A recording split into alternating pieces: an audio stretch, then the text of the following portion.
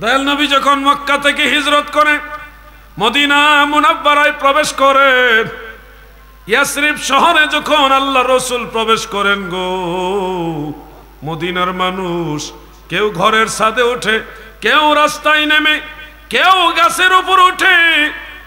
সহিহ মুসলিম এইভাবে আছে, ফাসাইদার রিজালু ওয়ান নিসাউ ফাওকাল বুয়ুত وتفرق الغلمان والخدام في الطرق ينادون يا محمد يا رسول الله يا محمد يا رسول الله।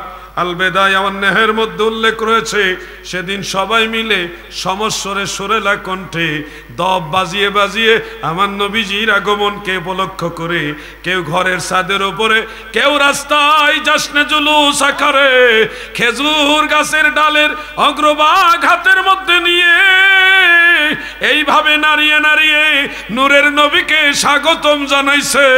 আর সবাই মিলে একসাথে সমস্বরে নাতে রসুল গেছে, তালাল বাদরু আলাইনা মিন সানিয়াতিল ওয়াজাবা শুকরু আলাইনা মাদা লিল্লাহি দা। লম্বা কাসিদা শরীফ নবীর মহব্বতে ওনারা গিয়েছেন।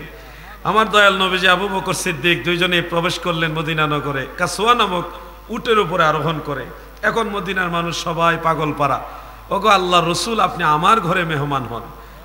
কেউ বলতেছে আমার ঘরে মেহমান হন, সবাই চাচ্ছে আল্লাহর নবী যেন ওনাদের ঘরের মেহমান হন, ওনার ঘরে যেন থাকেন। এখন একসাথে সবার ঘরে সবার কথা নবীজি কেমনে রাখবেন? নবীজি বললেন আমার উট ছেড়ে দিচ্ছি, আমার উট যার ঘরের দুয়ারে গিয়ে বসবে আমি রসুল্লাহ তার ঘরের মেহমান হব। সুবহানাল্লাহ। ওই উট ছেড়ে দেওয়ার পরে উট হাঁটতে হাঁটতে হাঁটতে ঘুরতে ঘুরতে দামি দামি বিশাল সৌন্দর্যমণ্ডিত ঘরের দরওয়াজা কোথাও দাঁড়ায় না। সেই 800 বছরের পুরান পাথরের তৈরি ঘর, সেই পুরাতন ঘর, পুরাতন দরওয়াজা, সেখানে গিয়ে উট আস্তে করে বসে গেলেন। আমার দয়াল নবীজি সেই ঘরের দুয়ারে গিয়ে দাঁড়ালেন। দাঁড়িয়ে দেখেন ওই ঘরের মালিক হলো আবু আইয়ুব আনসারী রাদিয়াল্লাহু আনহু। তিনি দাঁড়িয়ে আছেন, নবীজিকে স্বাগতম জানাচ্ছেন। দয়াল নবীজি স্বাগতমের সাথে সাথে বলে আমার বাদশা তিব্বে হামিরির চিঠিটাকে আমার কাছে দাও।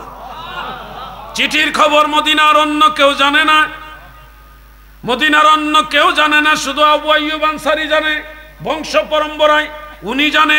আর আল্লাহ রসুল কারো কাছ থেকে জিজ্ঞাসা করে নাই, সবার সামনে দাঁড়িয়ে বললেন আমার তিব্বে হামিরির চিঠি আমাকে দাও। চিঠি হাতে নিয়ে প্রিয় নবীজি হৃদয় নিংড়ানো ভালোবাসার চোখের পানি মুবারক সহ সাহাবীদেরকে বললেন, আন আবি হুরায়রা রাদিয়াল্লাহু তাআলা আনহু قال قال رسول الله صلى الله عليه وسلم لا تسبوا تبعا فإنهم قد كان أسلما।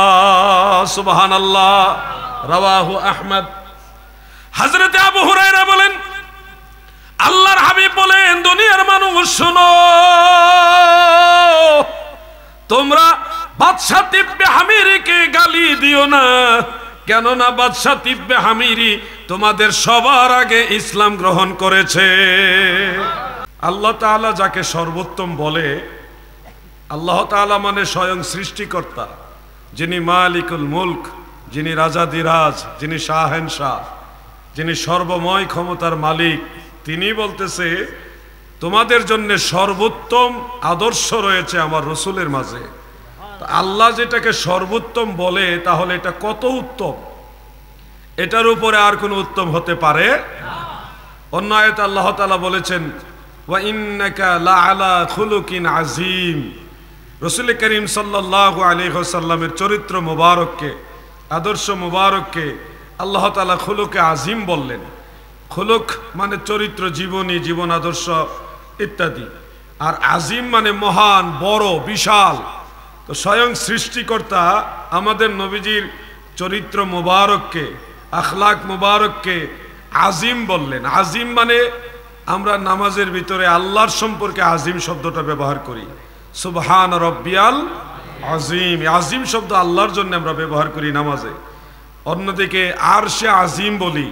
আর আল্লাহ নিজে নবীজির চরিত্র মোবারককে আজিম শব্দ দ্বারা আখ্যায়িত করলেন, তাহলে বোঝা যাচ্ছে এটা সাধারণ দৃষ্টিতে দেখলে হবে না, স্বয়ং সৃষ্টিকর্তার নজরে হলো এটা আজিম, মহান, বড়। শুধু এখানে যে আল্লাহ নবীজিকে আজিম বলছে তা না, আরো এক জায়গায় নবীজির ব্যাপারে আল্লাহ তাআলা আজিম শব্দটা ব্যবহার করেছেন। ওয়ানজালাল্লাহু আলাইকাল কিতাবা ওয়াল হিকমাতা ওয়া আল্লামাকা মা লাম তাকুন তা'লাম ওয়া কানা ফাদলুল্লাহি আলাইকা আযীমা। এখানে আল্লাহ তাআলা নবীজির ব্যাপারে আজিম শব্দ ব্যবহার করলেন, যে আল্লাহ তাআলা আপনার উপরে কিতাব এবং হিকমত দান করেছেন। এরপরে আল্লাহ বলেন আপনার যা কিছু অজানা ছিল সবই আমি আল্লাহ জানাইছি। আর আপনার প্রতি যে আল্লাহ তাআলার অনুগ্রহ, মেহেরবানি, দয়া, এটা আজিম। আজিম মানে বিশাল, বড়। তা আল্লাহ যেটাকে বড় বলে, এটা কেমন বড়, কেমন মহান, এটা তুলনার বাইরে। প্রিয় ভাই আমার, তো সেই রাসূল করিম সাল্লাল্লাহু আলাইহি ওয়াসাল্লামের জীবন আদর্শ আমাদের জন্য সর্বোত্তম জীবন আদর্শ। বলেছে কে? আল্লাহ তাআলা নিজেই বলেছেন।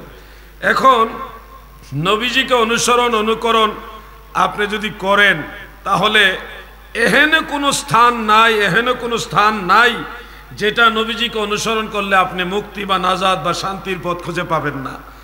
যে কোনো জায়গায়, যে কোনো বিষয়ে মদিনাওয়ালার ভিতরে আদর্শ রয়েছে, অনুসরণ করার মতো আদর্শ রয়েছে। আমরা সুন্নি মুসলমান কেন সিরাত শব্দটা নবীজির ব্যাপারে নেই না, আখলাক এই শব্দটা নবীজির ব্যাপারে প্রাধান্য দেই, এটার পিছনে একটা রহস্য আছে। রহস্যটা হলো, সিরাত শব্দর অর্থ হলো জীবনী, জীবন চরিত্র, মুতলাক শব্দ। এটার মধ্যে ভালো থাকতে পারে, মন্দও থাকতে পারে। হ্যাঁ, ভালো নিয়তে যদি কেউ সিরাত শব্দ ব্যবহার করে, এখানে কোনো দোষের কিছু নেই। কিন্তু সিরাত শব্দের মধ্যে যেহেতু এটা মুতলাক, শর্তহীন শব্দ, সেহেতু সাধারণত ভালো মন্দ, সওয়াব, গুনাহ সবই মিক্স একটা জীবনী, একটা চরিত্র হতে পারে, সম্ভাবনা আছে। কিন্তু আমরা প্রিয় নবীজির ব্যাপারে সিরাত শব্দটা প্রায়োরিটি দেই না, বরং আখলাক এই শব্দটাকে প্রায়োরিটি দিই। কেন দেই? আখলাক মানে উত্তম চরিত্র, যার মধ্যে কোনো অনুত্তম নাই, ত্রুটি নাই, দোষ নাই, দোষমুক্ত, বেগুনাহ, মাসুম। যেই মানুষ, যে বেমিসাল, বেনজির বাশার আমার দয়াল নবীজি, বেগুনাহ, মাসুম, নিষ্পাপ, যার কোনো ভুল ত্রুটিও নাই, কোনো নবীর ভুল ত্রুটি নাই, সেক্ষেত্রে নবীজির ব্যাপারে মুতলাক শব্দর চেয়ে খাস শব্দটাই ব্যবহার করা আমরা এটা উত্তম মনে করি। এই জন্যে আমরা সুন্নি মুসলমান অধিকতর সতর্কতা বশত সিরাতুন নবী শব্দটাকে প্রাধান্য না দিয়ে নবীর বেলায় আখলাকুন নবী এই শব্দটা প্রাধান্য দেই। কারণ আখলাক শব্দের অর্থ হলো উত্তম চরিত্র, যার ভিতরে কোনো অনুত্তম নাই, দোষ নাই, গুনাহ নাই, ভুল নাই, যা কিছু আছে সব উত্তম। আল্লাহ তাআলা নিজেও কোরআনুল কারীমের মধ্যে খুলুকে আজিম, খুলুক শব্দটা আল্লাহ তাআলা নবীর ব্যাপারে ব্যবহার করেছে। খুলুক, আখলাক, এই কথা আল্লাহ নিজে নবীজির চরিত্র মুবারক সম্পর্কে ব্যবহার করেছেন। হাদিসে মুস্তাফার মধ্যে উল্লেখ, বা সহিহ বুখারীতে হাদিসটা উল্লেখ রয়েছে, আম্মাজান আয়েশা রাদিয়াল্লাহু তাআলা আনহাকে প্রশ্ন করা হলো যে নবীজির চরিত্র মুবারক সম্পর্কে আপনি বলুন। মা আয়েশা রাদিয়াল্লাহু তাআলা আনহা বলেন, খুলুকুহুল কুরআন, আমার নবীজির চরিত্র মুবারক হলো পবিত্র কোরআন। সুবহানাল্লাহ। কোরআনে যেমন ভুল নাই, আমার নবীজির চরিত্র মুবারকের মধ্যেও কোনো ভুল নাই। ওই যে মওদুদী সাহেব বলছে যে আল্লাহ রসুলের যে ভুল ত্রুটি হয়েছে এগুলির জন্য তওবা করার আদেশ আল্লাহ দিয়েছে, ওয়াস্তাগফির। তো এই ওয়াস্তাগফিরের ভুল ব্যাখ্যা করেছে মওদুদী সাহেব, যার কারণে ওনার সাথে আমাদের কোনো সম্পর্ক নাই। নবীর ভুল থাকলে না, ভুলের জন্য তওবা করবে। নবীজি যেই তওবা ইস্তেগফার করেছে এটা উম্মতের জন্য করেছে, নবীজির ভুলের জন্য কিংবা নবীজির গুনার জন্য নয়।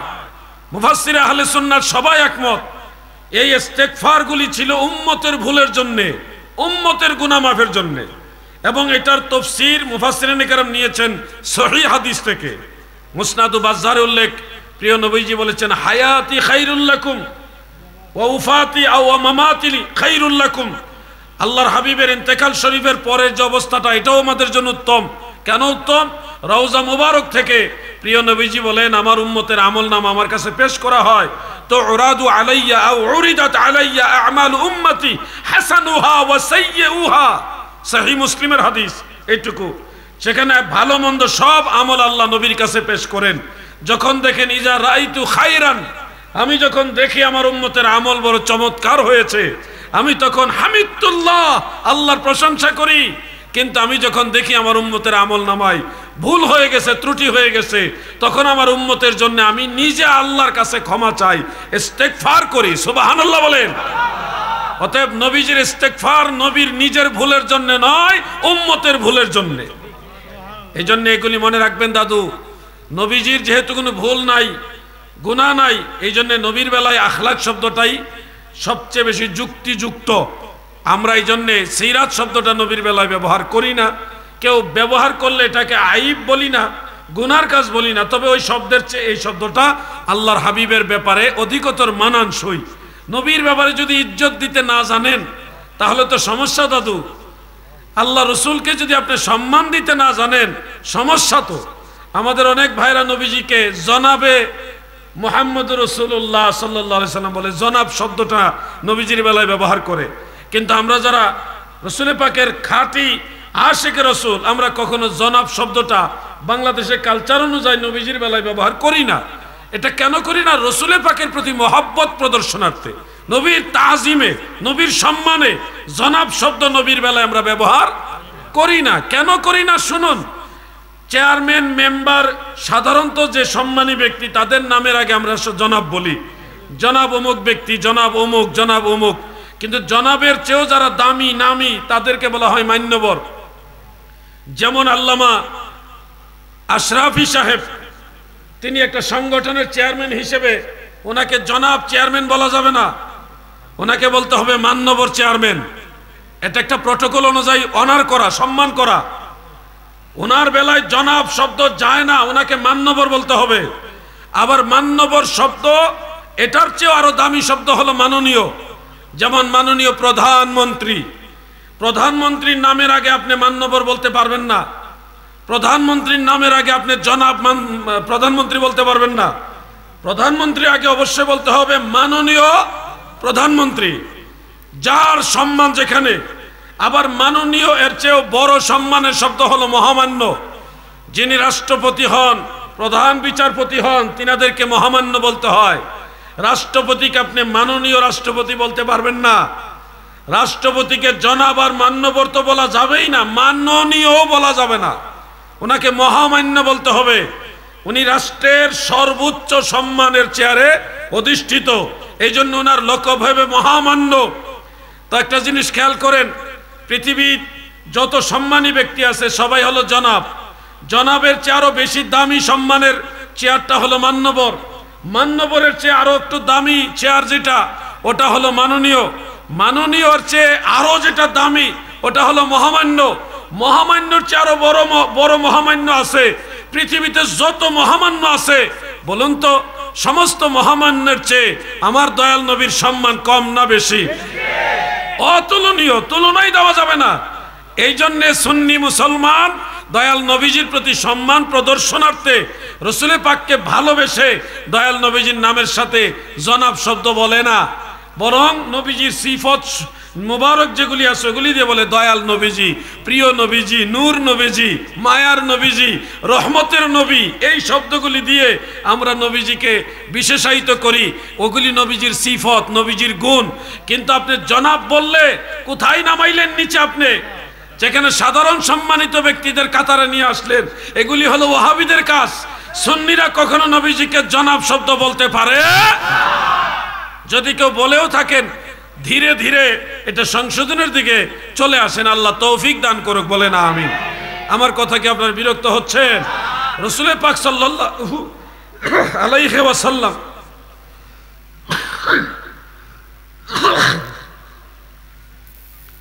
বেশ কয়েকদিন ধরে আমি অসুস্থ ছিলাম, আপনারা দোয়া করবেন।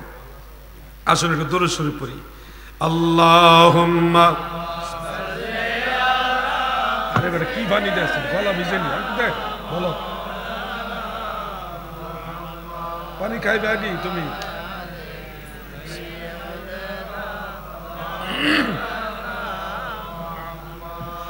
আল্লাহুম্মা সাল্লি নাকে মুখে উঠছে, একটু পানি দরকার, একটু বুঝো না, জিহ্বাতে শেষ হয়ে গেছে।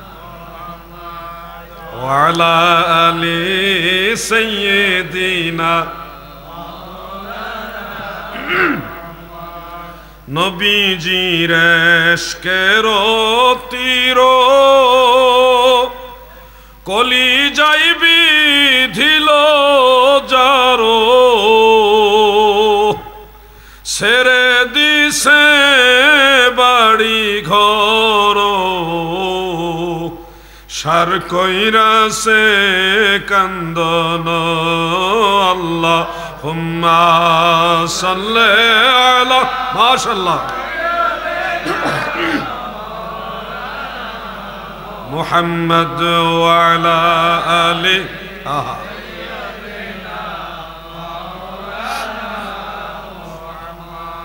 প্রিয় নবীজির সম্মান ইজ্জত সম্পর্কে আপনাদের যদি আগে একটু আইডিয়া থাকে, তখন নবীজিকে অনুসরণ করতে মনে চাইবে। আমরা যদি জোর করে দলিল দেই, এই আয়াত আছে নবীজিকে অনুসরণ করতে হবে, ওই দলিল আছে নবীজিকে অনুসরণ করতে হবে, যতই দলিল দেই, যতক্ষণ পর্যন্ত আপনি নবীজি সম্পর্কে এইখানে মানে হৃদয়ের ভিতরে নবীজির সম্মান সম্পর্কে ওয়াকিবহাল না হবেন, ততক্ষণ আপনি দলিল দিলেও আপনার ভিতরে নবীর আনুগত্যের যে প্রেম, এটা জাগ্রত হবে না। আপনাকে বুঝতে হবে আপনি কাকে পেয়েছেন, কার উম্মত হয়েছেন। এই জগতে আমার দয়াল নবীজি এমন একজন নবী যার প্রশংসা আল্লাহ নিজে করে। এটা সাধারণ বিষয় নয়। হযরত আদম থেকে ঈসা পর্যন্ত সমস্ত নবীদের নবুয়তের দায়িত্বের একটা অংশ ছিল যে আখিরি পয়গাম্বর আসতেছে, তোমরা ওই নবী আসলে তার প্রতি ঈমান আইনো, সেই নবীকে মেনে নিও। সব নবীদের নবুয়ত প্রচারের একটা অংশ ছিল আখিরি নবীর পয়গাম্বর এই দাওয়াত দেওয়া। সুবহানাল্লাহ বলুন। আমি মাঝে মধ্যে একটা ঘটনাও বলি, এটা হলো মদিনাওয়ালার ইজ্জতের ব্যাপার। একজন বাদশাহ ছিল, তিব্বে হামিরি আর হুমাইরি, দুইভাবে বলা যায়, তিব্বে হামিরি আর হুমাইরি। আমি একটা শব্দ নেই, হুমাইরি বা হামিরি নিলাম। আল বেদায়া ওয়ান নেহায়ের মধ্যে উল্লেখ, বাদশাহ তিব্বে হামিরি, তিনি ছিলেন ইয়ামান দেশের রাজা। তিনি কাবা ঘরের প্রতি একটু বেজার ছিলেন যে মানুষ সারা পৃথিবী থেকে এই কাবা ঘরে এসে তাওয়াফ করে কেন। এই কাবা ঘরের প্রতি উনি ঈর্ষান্বিত ছিল এবং তিনি একটা গির্জাও তৈরি করেছিলেন। এটা বাদশাহ আব্রাহা নয়, আরেকজন বাদশার কথা বলছি। ওই গির্জা এত সুন্দর করে বানিয়েছে যে এত সৌন্দর্যমণ্ডিত গির্জা, ওখানেও মানুষ যায় না, মানুষ ঘুরে ঘুরে এই সাইড কোন ইচ্ছা ঘর কাবা ঘরের কাছে আসে। বহু টাকা খরচ করে ওখানে গিয়া এই ঘুরে আর ঘুরে আর লাব্বাইক আল্লাহুম্মা লাব্বাইক বলে। উনি চিন্তা করলো এই কাবা ঘর ভেঙে ফেলতে হবে, না হলে মানুষ আবার গির্জায় আসবে না। নাউজুবিল্লাহ বলেন। এই সিদ্ধান্ত যেদিন নিলেন ওনার সেনাবাহিনী নিয়ে, সেদিনের থেকে অসুস্থ হয়ে গেলেন, একেবারে মৃত্যু শয্যায় শায়িত হয়ে গেলেন, বিছানায় পড়ে গেছেন। এমন অসুস্থ যে উনি আর নিজে নিজে শোয়া থেকে দাঁড়াইতে পারে না। তো বেশ কয়েকদিন অসুস্থ থাকার পরে একজন বয়োজ্যেষ্ঠ শায়েখ, একজন মুরব্বী, যিনি তাওরাত কিতাব সম্পর্কে ভালো জ্ঞান রাখতেন, এমন একজন বয়োজ্যেষ্ঠ শায়েখ এসে বললেন, বাদশাহ আপনি যদি অনুমতি দেন আমি একটা পরামর্শ দিতে চাই। বাদশাহ চিন্তা করলো, মরি আমি মরি মরি মরি ভাব, এখন তো আমার ভালো পরামর্শ দরকার। ঠিক আছে, কি বলো। ওই শায়েখ বললেন যে যেদিন আপনি কাবা ঘর ভেঙে ফেলার সিদ্ধান্ত নিয়েছিলেন সেদিনই কিন্তু আপনি অসুস্থ হয়ে গেছেন। আমার মনে হয় সিদ্ধান্তটা আপনার সঠিক হয়নি, আপনি সিদ্ধান্ত থেকে পিছু হটেন, আশা করা যায় আপনার জন্য কল্যাণ নিহিত আছে। বাদশাহ চিন্তা করলো, মইরা গেলে আর কাবা ঘর ভাঙবো কেটা, এটা ভাঙ্গার নিয়ত করার পরেই তো অসুস্থ হয়েছি। এই জন্য উনি বললো, ঠিক আছে আমি সবাইকে নিয়ে সিদ্ধান্ত নিলাম কাবা ঘর ভাঙবো না। এই সিদ্ধান্ত নেওয়ার পরপরই আবার অলৌকিকভাবে উনি সুস্থতা অনুভব করলেন, কিন্তু পুরোপুরি সুস্থ হননি, সুস্থতা অনুভব করা শুরু করলেন। তিনি আশ্চর্য হয়ে গেলেন, ঘটনা কি, এটা কেমন ঘর, এটা কিসের ঘর, এটা ঘর ভাঙ্গার নিয়ত করলাম, এতে আমি মরি মরি ভাব, আবার সেই ঘর ভাঙ্গার নিয়ত থেকে সরে আসলাম, এতে আমি আবার সুস্থ হয়ে যাচ্ছি। এই ঘর আমাকে দেখতে হবে, চলো আমাকে ওই ঘর দেখাইবার জন্য নিয়ে যাও, আমি ঘর দেখতে চাই। এটার পিছনে দয়াল নবীজির সম্মান আছে, এই জন্য আমি ঘটনাটা বলতেছি আপনাদেরকে। তখন ওনাকে তৎকালীন যে সিংহাসন সিস্টেমের একটা ওই 4 জন বা 6 জন 8 জন মিলে কাঁধে করে একটা বিছানা সিস্টেম, একটা আসন তৈরি করা হলো। ওটা দিয়ে ওনাকে ইয়ামান থেকে মক্কা নগরীতে নিয়ে আসা হলো। তখন নাম ছিল বাক্কা নগরী। বাক্কা নগরীতে নিয়ে আসা হলো। দূর থেকে উনি কাবাঘর যখন দেখলেন, কাবাঘর দেখার সাথে সাথে উনি 100% সুস্থ হয়ে গেলেন। উনি ওই অবস্থায় ভাবতেছে এটা কেমন ঘর, এটার মধ্যে তো আলাদা জাদু আছে, পাওয়ার আছে, মানে তার মনের একটা মনোভাব। এবং সে বলল যে এই ঘর কে বানাইছে, আমাকে ইতিহাস জানাও, এই ঘর কোত্থেকে আসলো, এটার হাকিকত কি, এই ঘরের এত মজেজা কেন, মাহাত্ম্য কেন, আমাকে বলো। তখন বড় বড় আলেম যারা, দয়াল নবীজি দুনিয়াতে আসার 800 বছর আগের ঘটনা এটা, যত বড় বড় আলেম ছিল সমস্ত আলেমরা, তাওরাত কিতাবের আলেম, আগের আসমানি কিতাবের আলেমরা, আহলে কিতাব যারা ছিল, তারা সবাই সমবেত হয়ে কাবাঘর কে বানাইছে, কতবার বানাইছে, কতবার সংস্কার হয়েছে, ইতিহাস ওনাকে বলল।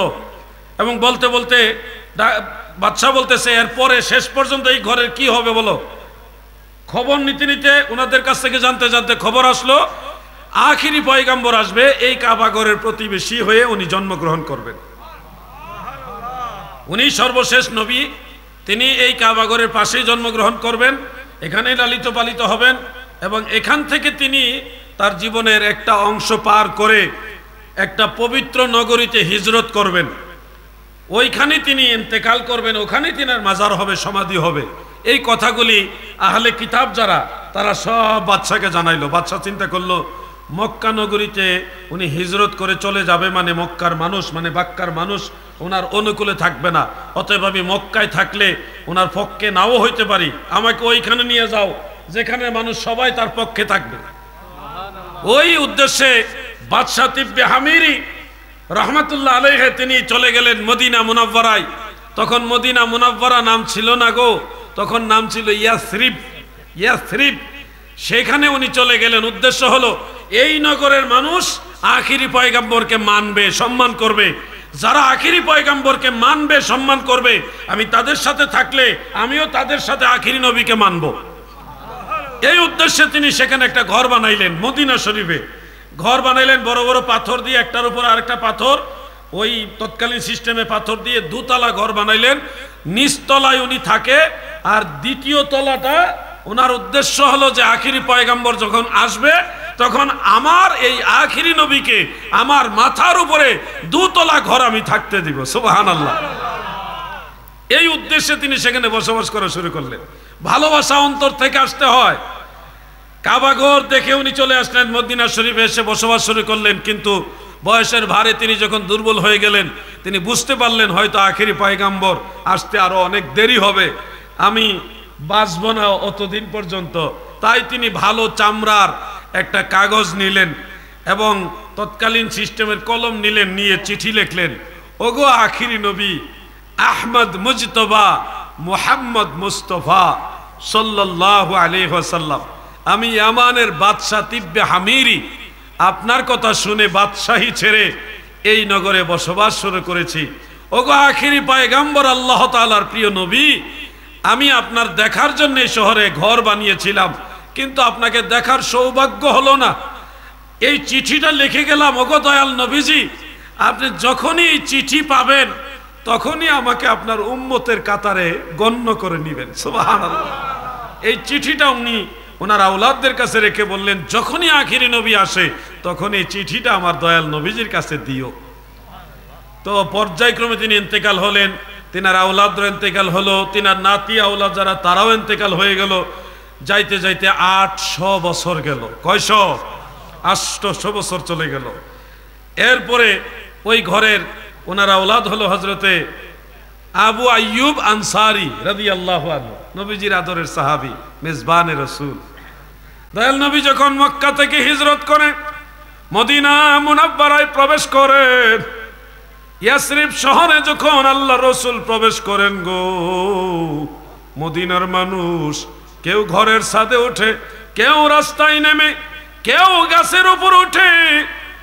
সহিহ মুসলিম এইভাবে আছে, ফাসাইদার রিজালু ওয়ান নিসাউ ফাওকাল বুয়ুত ওয়া তাফাররাকাল গিলমান ওয়াল খুদ্দামু ফিত তুরুকি ইউনাদুনা ইয়া মুহাম্মাদু ইয়া রাসূলুল্লাহ, ইয়া মুহাম্মাদু ইয়া রাসূলুল্লাহ।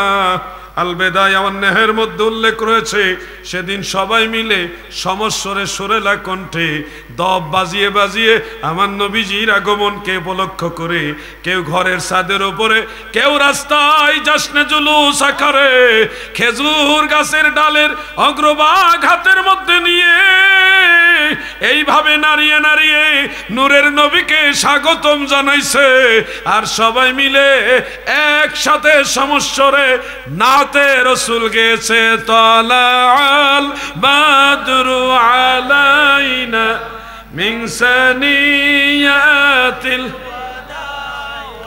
ওয়াজাবা শুকরু আলাইনা মাদা লিল্লাহি দা।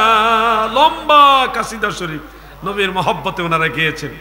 আমার দয়াল নবীজি আবু বকর সিদ্দিক দুইজনে প্রবেশ করলেন মদিনা নগরে কাসওয়া নামক উটের উপরে আরোহণ করে।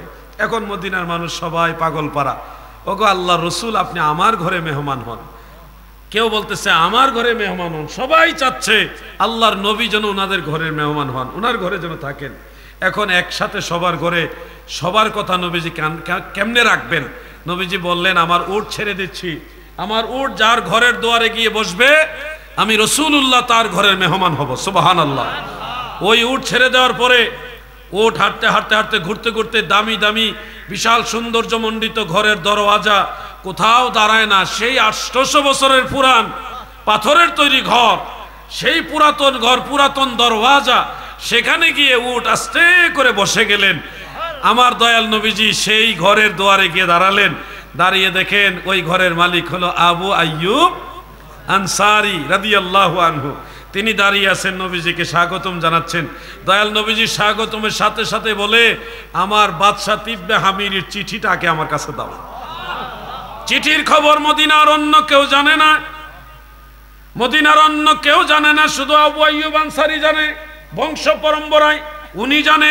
আর আল্লাহ রসুল কারো কাছ থেকে জিজ্ঞাসা করে নাই, সবার সামনে দাঁড়িয়ে বললেন আমার তিব্বে হামিরির চিঠি আমাকে দাও। চিঠি হাতে নিয়ে প্রিয় নবীজি হৃদয় নিংড়ানো ভালোবাসার চোখের পানি মুবারক সহ সাহাবীদেরকে বললেন, আন আবি হুরায়রা রাদিয়াল্লাহু তাআলা আনহু قال قال رسول الله صلى الله عليه وسلم لا تسبوا تبعا فإنهم قد كان أسلما। سبحان الله। রাওয়াহু আহমদ। হযরত আবু হুরায়রা বলেন আল্লাহর হাবিব বলেন দুনিয়ার মানুষ শোনো, তোমরা বাদশা তিব্বে হামিরিকে গালি দিও না, কেননা বাদশা তিব্বে হামিরি তোমাদের সবার আগে ইসলাম গ্রহণ করেছে। তার মানে আমার নবীজির প্রতি ঈমান আনছে। নবীজি দুনিয়াতে শুভাগমন করার 800 বছর আগে স্বীকৃতি দিয়েছেন স্বয়ং আল্লাহ রাসূল সাল্লাল্লাহু আলাইহি সাল্লাম। আর আমাদের এই সমাজে কিছু বিপদগামী জ্ঞান পাপী ভাইয়েরা আমাদের এই যুবকদেরকে বলে আল্লাহ রসুল 40 বছর আগে নবী ছিল না। বলে কিনা ভাই? আমি যে হাদিসটা বললাম এটা সহিহ হাদিস, বর্ণনাকারী হলো ইমাম বুখারীর উস্তাদ। ইমাম বুখারীর উস্তাদ ছোটখাটো আলেম না, 10 লক্ষ হাদিসের সনদ মুখস্থ জানত, একেবারে পারফেক্ট সহিহ হাদিস। সেখান থেকে আমরা জানতে পারছি যে ঈসা নবী দুনিয়াতে আসার আগেই আমাদের নবীর প্রতি মানুষ ঈমান আনছে, আখেরি নবী হিসেবে মানছে। আর আমাদের এই 1400 বছর হয়ে গেছে নবীজি পর্দা করেছেন, 1450 বছর হয়ে গেছে। এখন আমাদের এই জ্ঞান পাপী বিপদগামী ভাইরা আমাদেরকে বুঝায় নবীজি 40 বছর আগে নবী ছিলেন না। আজকে দেখলাম একটা বুইরা শয়তান, বুইরা শয়তানই বললাম, দেখতে বুইরা কিন্তু আমলে বোঝা যায় শয়তানের মতো।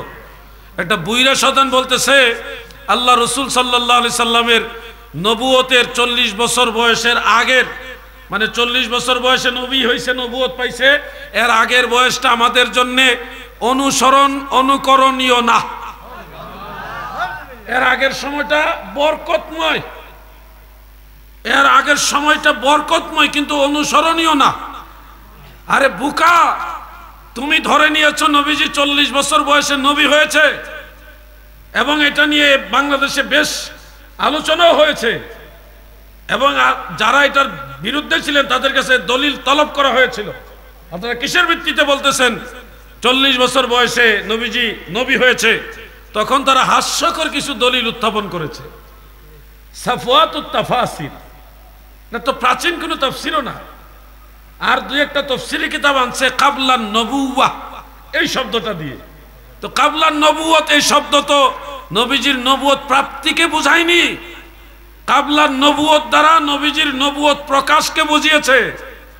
আল্লাহ রসুল সাল্লাল্লাহু আলাইহি ওয়াসাল্লাম 40 বছর বয়সে নবুয়ত প্রকাশ করেছেন, মানুষকে রিসালতের দাওয়াত দিয়েছেন, কোরআন নাজিল হওয়া শুরু হয়েছে। এটাকে বোঝানো হয়েছে। কোন মুফাসসির একবারের জন্য বলে নাই যে 40 বছর বয়সের আগে প্রিয় নবীজি নবী ছিলেন না, এটা কোন মুফাসসির বলেননি। কিন্তু এই বিপদগামীরা এরা বলতেছে 40 বছর বয়সের আগে, নবুয়ত প্রাপ্তির আগের ওই সময়টা এটা ছিল বরকতময়, কিন্তু অনুসরণীয় অনুকরণীয় না। এই হলো ওনাদের মুভমেন্ট। মুভমেন্ট চেঞ্জ করতে হবে, নাহলে বিপদে পড়বেন, কঠিন বিপদে পড়বেন। শুধু আপনাদের এটুকু বলি, আল্লাহর কোরআনের মধ্যে উল্লেখ, ঈসা নবীর জবানের একটা কথা আল্লাহ নিজে কোরআনে উল্লেখ করেছে।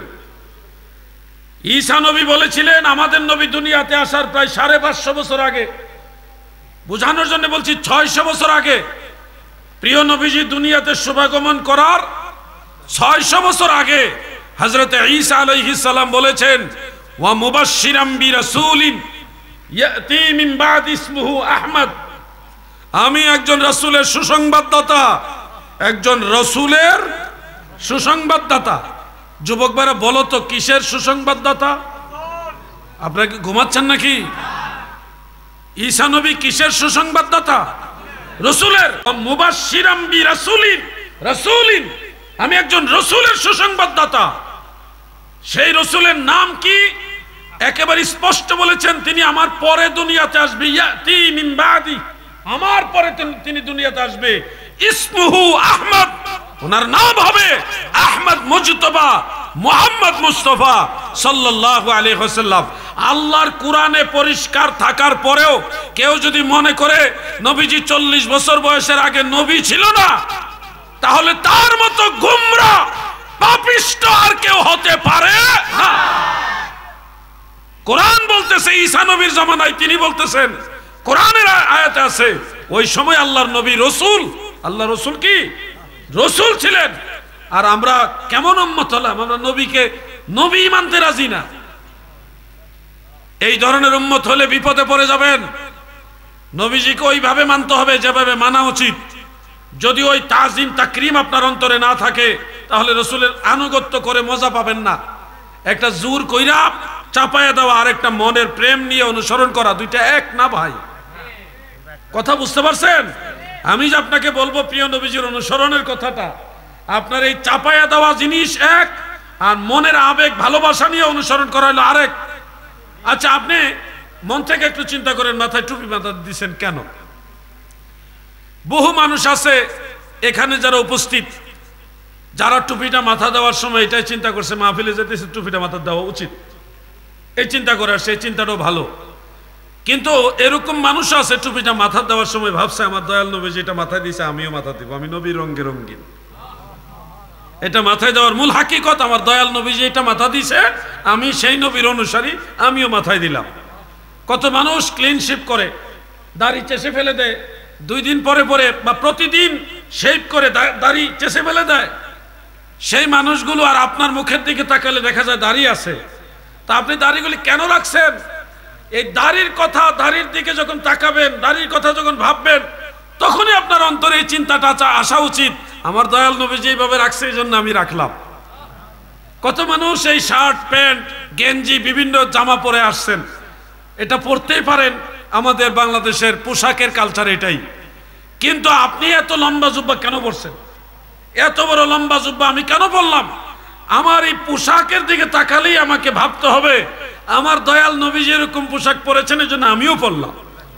আমার এই পোশাকের পিছনে হলো মদিনাওয়ালা, আল্লাহ তাআলার প্রিয় হাবিব রাসূল আকরাম সাল্লাল্লাহু আলাইহি ওয়াসাল্লাম। ও আমার দাদু, যেদিন নবীজির ভালোবাসা নিয়ে দাড়ি রাখবেন, সেদিন আপনার দাড়ি অনেক দামি হয়ে যাবে। যেদিন মদিনাওয়ালার ভালোবাসেন টুপি মাথায় দিবেন, সেদিন আপনার টুপি অনেক দামি টুপি হয়ে যাবে। একটা হলো অভ্যাসজনিত টুপি মাথায় দেওয়া, আর একটা হলো মদিনাওয়ালাকে ভালোবেসে মাথায় দেওয়া। দুইটাই টুপি মাথা দেওয়া, কিন্তু নিঃসন্দেহে দয়াল নবীর ভালোবাসা নিয়ে যেদিন আপনি সুন্নতের আমল করবেন, সেদিন দেখবেন এই ছোট্ট একটা আমল আপনার জন্য অনেক বড় মাইল ফলক হয়ে যাবে। কথা বুঝতেছেন না আপনারা? আমার নবীজির হিকমা জ্ঞান এটা, আর অন্য নবীদের হিকমা জ্ঞান অনেক বেশ কম আছে। সব নবীদেরকে আল্লাহ তাআলা হিকমা দিয়েছে, জ্ঞান দিয়েছে, কিন্তু আমার নবীজির জ্ঞান বা হিকমা এটা অনেক বেশি দিয়েছে, যেটা তুলনার ঊর্ধ্বে। দুনিয়াতে যখন নবীজি এসেছেন, আল্লাহর হাবিব শুভাগমন করেছেন নবুয়ত নিয়ে, হিকমা নিয়ে, প্রজ্ঞা বিশেষ জ্ঞান নিয়ে দুনিয়াতে এসেছেন। আসার পরেও আল্লাহ তাআলা 4 বার কিংবা ততোধিকবার আমার নবীজিকে স্পেশাল জ্ঞান আবার দিছে। নূরুন আলা নূর, নূরুন আলা নূর। যেমন একটা ওয়াজ আপনারা শুনেছেন নিশ্চয়ই, এরকম ওয়াজটা অনেকে করে থাকে যে জিবরিল আমিন আলাইহিস সালাম আল্লাহর হাবিবের সিনা মুবারক চিরে ফেললেন, তারপরে নবীজি কাল মুবারক বের করলেন, বের করে ময়লা আবর্জনা বের করলেন, পরিষ্কার করলেন, তারপর আবার জায়গা মতো রেখে দিছেন। হ্যাঁ, জমজমের কুয়ার পানি দিয়ে ধুইয়ার জায়গায় রেখে দিছে। এরকম একটা ওয়াজ আপনারা শুনছেন। এই ওয়াজ যে করেছে তাকে অবশ্যই তওবা করা উচিত, কারণ এটা আল্লাহর হাবিবের ইজ্জতের উপরে সে আঘাত করেছে। তানকিসে শানে রিসালত, খবরদার, সব জায়গায় পাগলামি চলে, মদিনাওয়ালার ব্যাপারে পাগলামি চলবে না। অরিজিনাল কথাটা হলো এরকম, হযরতে জিবরিল আলাইহিস সালাম নবীজির কাছে এসে সিনা মুবারক চিরলেন, চিরে নবীজির কাল্ব মুবারক বের করে জমজম কূপের পানি দ্বারা পরিষ্কার মানে ধৌত করলেন। ধৌত করে এখানে কোনো ময়লা আবর্জনা বের করা এই ধরনের কোনো কথা নাই। সেখানে উল্লেখ, জিবরিলের কাছে স্বর্ণের একটা থালা ছিল, প্লেট ছিল। ওই প্লেটের মধ্যে 2টা জিনিস ছিল। 1 নম্বর হলো সেখানে নূর ছিল। কি ছিল? নূর ছিল। আর দ্বিতীয়ত সেখানে হিকমা ছিল। হিকমা মানে বিশেষ জ্ঞান, প্রজ্ঞা, স্পেশাল জ্ঞান। এই 2টা জিনিস আল্লাহর নির্দেশে জিবরিল আমিন আলাইহিস সালাম নবীজির কাল মুবারকের ভিতরে রেখে পুনরায় আবার এখানে এটা রেখে দিলেন, সব আবার আগের মতো সেটিং করে দিলেন। এটাকে কোরআনে বলা হয়েছে আলাম নাশরাহ লাকা সাদরাক। হাবিব, আমি কি আপনার সিনা মুবারককে প্রশস্ত করিনি? এই প্রশস্ততা মানে এমনি বাড়ায় দেওয়া নয়, জ্ঞানের পরিধি বাড়ায় দিয়েছেন নূরুন আলা নূর হিসেবে। অর্থাৎ আমার নবীজির হিকমা, নূর সবই আগের চেয়ে আরো বেশি বাড়িয়ে দিয়েছেন। সুবহানাল্লাহ বলেন। প্রিয় ভাই আমার, এই জ্ঞান, যেমন ধরেন আমি একটা তুলনা দেওয়ার জন্য বলছি, হযরত দাউদ আলাইহিস সালামের নাম আপনারা শুনেছেন। দাউদ আলাইহিস সালামের মাজার হলো ফিলিস্তিন, আমি জিয়ারত করে আসছি। ওনার মাজার শরীফের যে ঘর, ওই ঘরের মধ্যে ইহুদিদের মাদ্রাসা। মাদ্রাসা শব্দটা আমি বুঝাইবার জন্য বলছি, ওই ক্ষেত্রে মাদ্রাসা শব্দ যায় না। ইহুদিদের তাদের ধর্মীয় গ্রন্থ ওই ঘরের মধ্যে পড়ে। আমরা যেমন হাফিজি মাদ্রাসায় কোরআন পড়ি, ওইখানে তারা এই পড়তেছে, মাথা ঝুঁকাইতেছে আর পড়তেছে, তাদের এইভাবে মাথা ঝুঁকানি। এবং মাজার শরীফের উপরে তারা কিতাব রেখে পড়তেছে, তাদের কিতাব রেখে। আমরা যাওয়ার পরে তারা সাইড দেয় না, কারণ হলো চিন্তা করছে মুসলমান সাইড দিব না। তা আমি তো জানি মুসলমান শুইলে তারা নাপাক হয়ে যায়, এই কারণে সাইড দেয় না দেখে আমি ইচ্ছা করে তার কাছে ঘেসছি যে আমার লাগলেই তো তার শরীর নাপাক হয়ে যাবে। কি জাতের ধর্ম, লাগলে বলে নাপাক হয়ে যায়, চিন্তা করেন অবস্থা। তা আমি গেছি, আমার জায়গা দিতি না, দেখ কেমনে জায়গা বাইর করি। আস্তে করে চাপছি, মানে লাগাই দিমু, শরীর লাগাই দিমু বাপ। তাদের কানের এখানে একটা জুলফি আছে, চুলের ইয়া, এটা দললে তার গোসল করা লাগে। যদি কোনো মুসলমান এই জুলফির মধ্যে, চুলের মধ্যে ধরে, তাহলে তাকে গোসল করতে হবে। আমি তার ওই জুলফি বরাবর আগাইছি, শরীর প্লাস জুলফি বরাবর আগাইছি। পরে হ্যাঁ কিতাব শুদ্ধ লইয়া সরে গেছে, সরার পরে আমি আলহামদুলিল্লাহ আমি জায়গা পেয়ে গেছি। দাউদ আলাইহিস সালামের মাজার মন খুলে জিয়ারত করলাম। দাউদ আলাইহিস সালামের কাছে 2টা বিচারের কথা বলছি, 3টা বিচার আছে, 2টা বলি।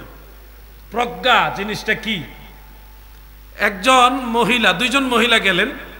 মহিলাদের মামলা ছিল বাচ্চা সংক্রান্ত একটা মামলা। 2জন মহিলারই 2টা বাচ্চা সন্তান হয়েছে, ছেলে সন্তান হয়েছে। এখন একটা নেকড়ে বাঘ এসে ঘটনাক্রমে একজন মহিলার একটা বাচ্চা কামড় দিয়ে নিয়ে গেছে। বাঘের সাথে তো আর মানুষ লড়াই করে বাচ্চা ছিনিয়ে রাখার শক্তি নাই। তো দুইজন মায়ের একজন সন্তান বাঘে নিয়ে গেল, আরেকজনের সন্তান রয়ে গেছে। এখন যেই মা সন্তান হারিয়েছেন ওই মা তো আর এটা সহ্য করতে পারছে না, আমি সন্তান ছাড়া থাকবো কিভাবে। এটা মা যারা তারা বুঝবেন, আপনারা বুঝবেন না। মাদের আল্লাহ একটা নেশা দিয়েছেন, যারা মা হয় নাই তারা কত তাড়াতাড়ি মা হবে এটার জন্য তাদের একটা নেশা। আর যারা মা হয়েছে দুনিয়ার সব বাদ দিয়ে সন্তানের দিকে খেয়াল রাখা, এটা আল্লাহ তাদের ব্রেইনের মধ্যে সেট আপ করে দেয় ওরকম। তো মা এখন সন্তান ছাড়া থাকবে কিভাবে, এই জন্যে উনি দাবি করলেন যে এই সন্তান আবার, অর্থাৎ সন্তান এখন একটা মা দুইজনই এক সন্তানের মা দাবিদার। এখন আসল মাও বলতেছে আমার সন্তান, নকল মাও বলতেছে আমার সন্তান। এই মামলা গিয়ে হযরত দাউদ আলাইহিস সালামের আদালতে উঠল। তিনি ছিলেন ওই সময়ের বাদশাহ। দাউদ আলাইহিস সালাম বিচার বিশ্লেষণ, ওনার ইজতিহাদ গবেষণা, পাশাপাশি ওনাদের উপস্থাপিত যুক্তি প্রমাণ এই সব বিশ্লেষণ করে বয়সের দিকে চিন্তা করে যেই মা বয়সে একটু বড় ওই মায়ের পক্ষে রায় দিলেন। যুক্তি প্রমাণ বা বাস্তবতা সব বিশ্লেষণ করে উনি রায়টা দিলেন। একজন মুজতাহিদ, এখান থেকে মাসালা আসছে, একজন মুজতাহিদ যদি গবেষণা করে যুক্তি প্রমাণ দলিল আদিল্লা বিশ্লেষণ করে রায়টা সঠিকও না দেয়, তাও এটার জন্য কোনো দোষ নাই, একটা সওয়াব আছে। এখন দাউদ আলাইহিস সালাম যুক্তি প্রমাণ বা যাবতীয় বিষয় আদি বিশ্লেষণ করে যে রায়টা দিয়েছেন যেই মায়ের পক্ষে, ওই মা যদিও বয়সে বড় কিন্তু সন্তানের আসল মা উনি না। রায়টা চলে গেছে যিনি ডুপ্লিকেট মা ওনার পক্ষে, কিন্তু যুক্তি প্রমাণ হইল ওনার পক্ষেই, যার কারণে রায় ওদিকে যেতে বাধ্য হয়েছে। এখন দুইজন মা চলে যাচ্ছে, ওই আসল মা তো বাচ্চা পেল না, নকল মা পেয়ে গেল, দুইজন চলে যাচ্ছে। ঘর থেকে বের হওয়ার পরে দাউদ আলাইহিস সালামের সন্তান হলো হযরতে সুলাইমান আলাইহিস সালাম। সুলাইমান নবী তিনি বললেন কি রায় হলো, যে এই ঘটনায় রায় হলো, কিন্তু আমি সন্তুষ্ট না। তখন সুলাইমান আলাইহিস সালাম বললেন আমি এর চেয়ে উত্তম রায় দিতে পারতাম, এর চেয়ে উত্তম রায় দিতে পারতাম। তো যদি আমার আব্বা হুজুর আল্লাহর নবী দাউদ আলাইহিস সালাম অনুমতি দেন তাহলে আমি এর চেয়ে ভালো রায় দিব। তো দাউদ আলাইহিস সালামের কাছে পুনরায় মামলা নিয়ে গেল। তিনি বললেন ঠিক আছে তুমি উত্তম কি রায় দিবে বলো। পারমিশন হয়ে গেছে, যেহেতু পারমিশন হয়ে গেছে এখানে আর আইব নাই, দোষ নাই, উনিও নবী, অতএব এখানে আর দোষ খোঁজার কোনো সুযোগ নাই যে অমুক নবী ছোট অমুক নবী বড়, এখানে আর দোষ খোঁজার কোনো সুযোগ নাই। আবার এজাজত নিয়েছেন। এজাজত নেওয়ার পরে সুলাইমান আলাইহিস সালাম তিনি বললেন যে বাচ্চাটাকে একটা জায়গায় রাখেন আর বড় ধারালো এক তরবারি আনেন।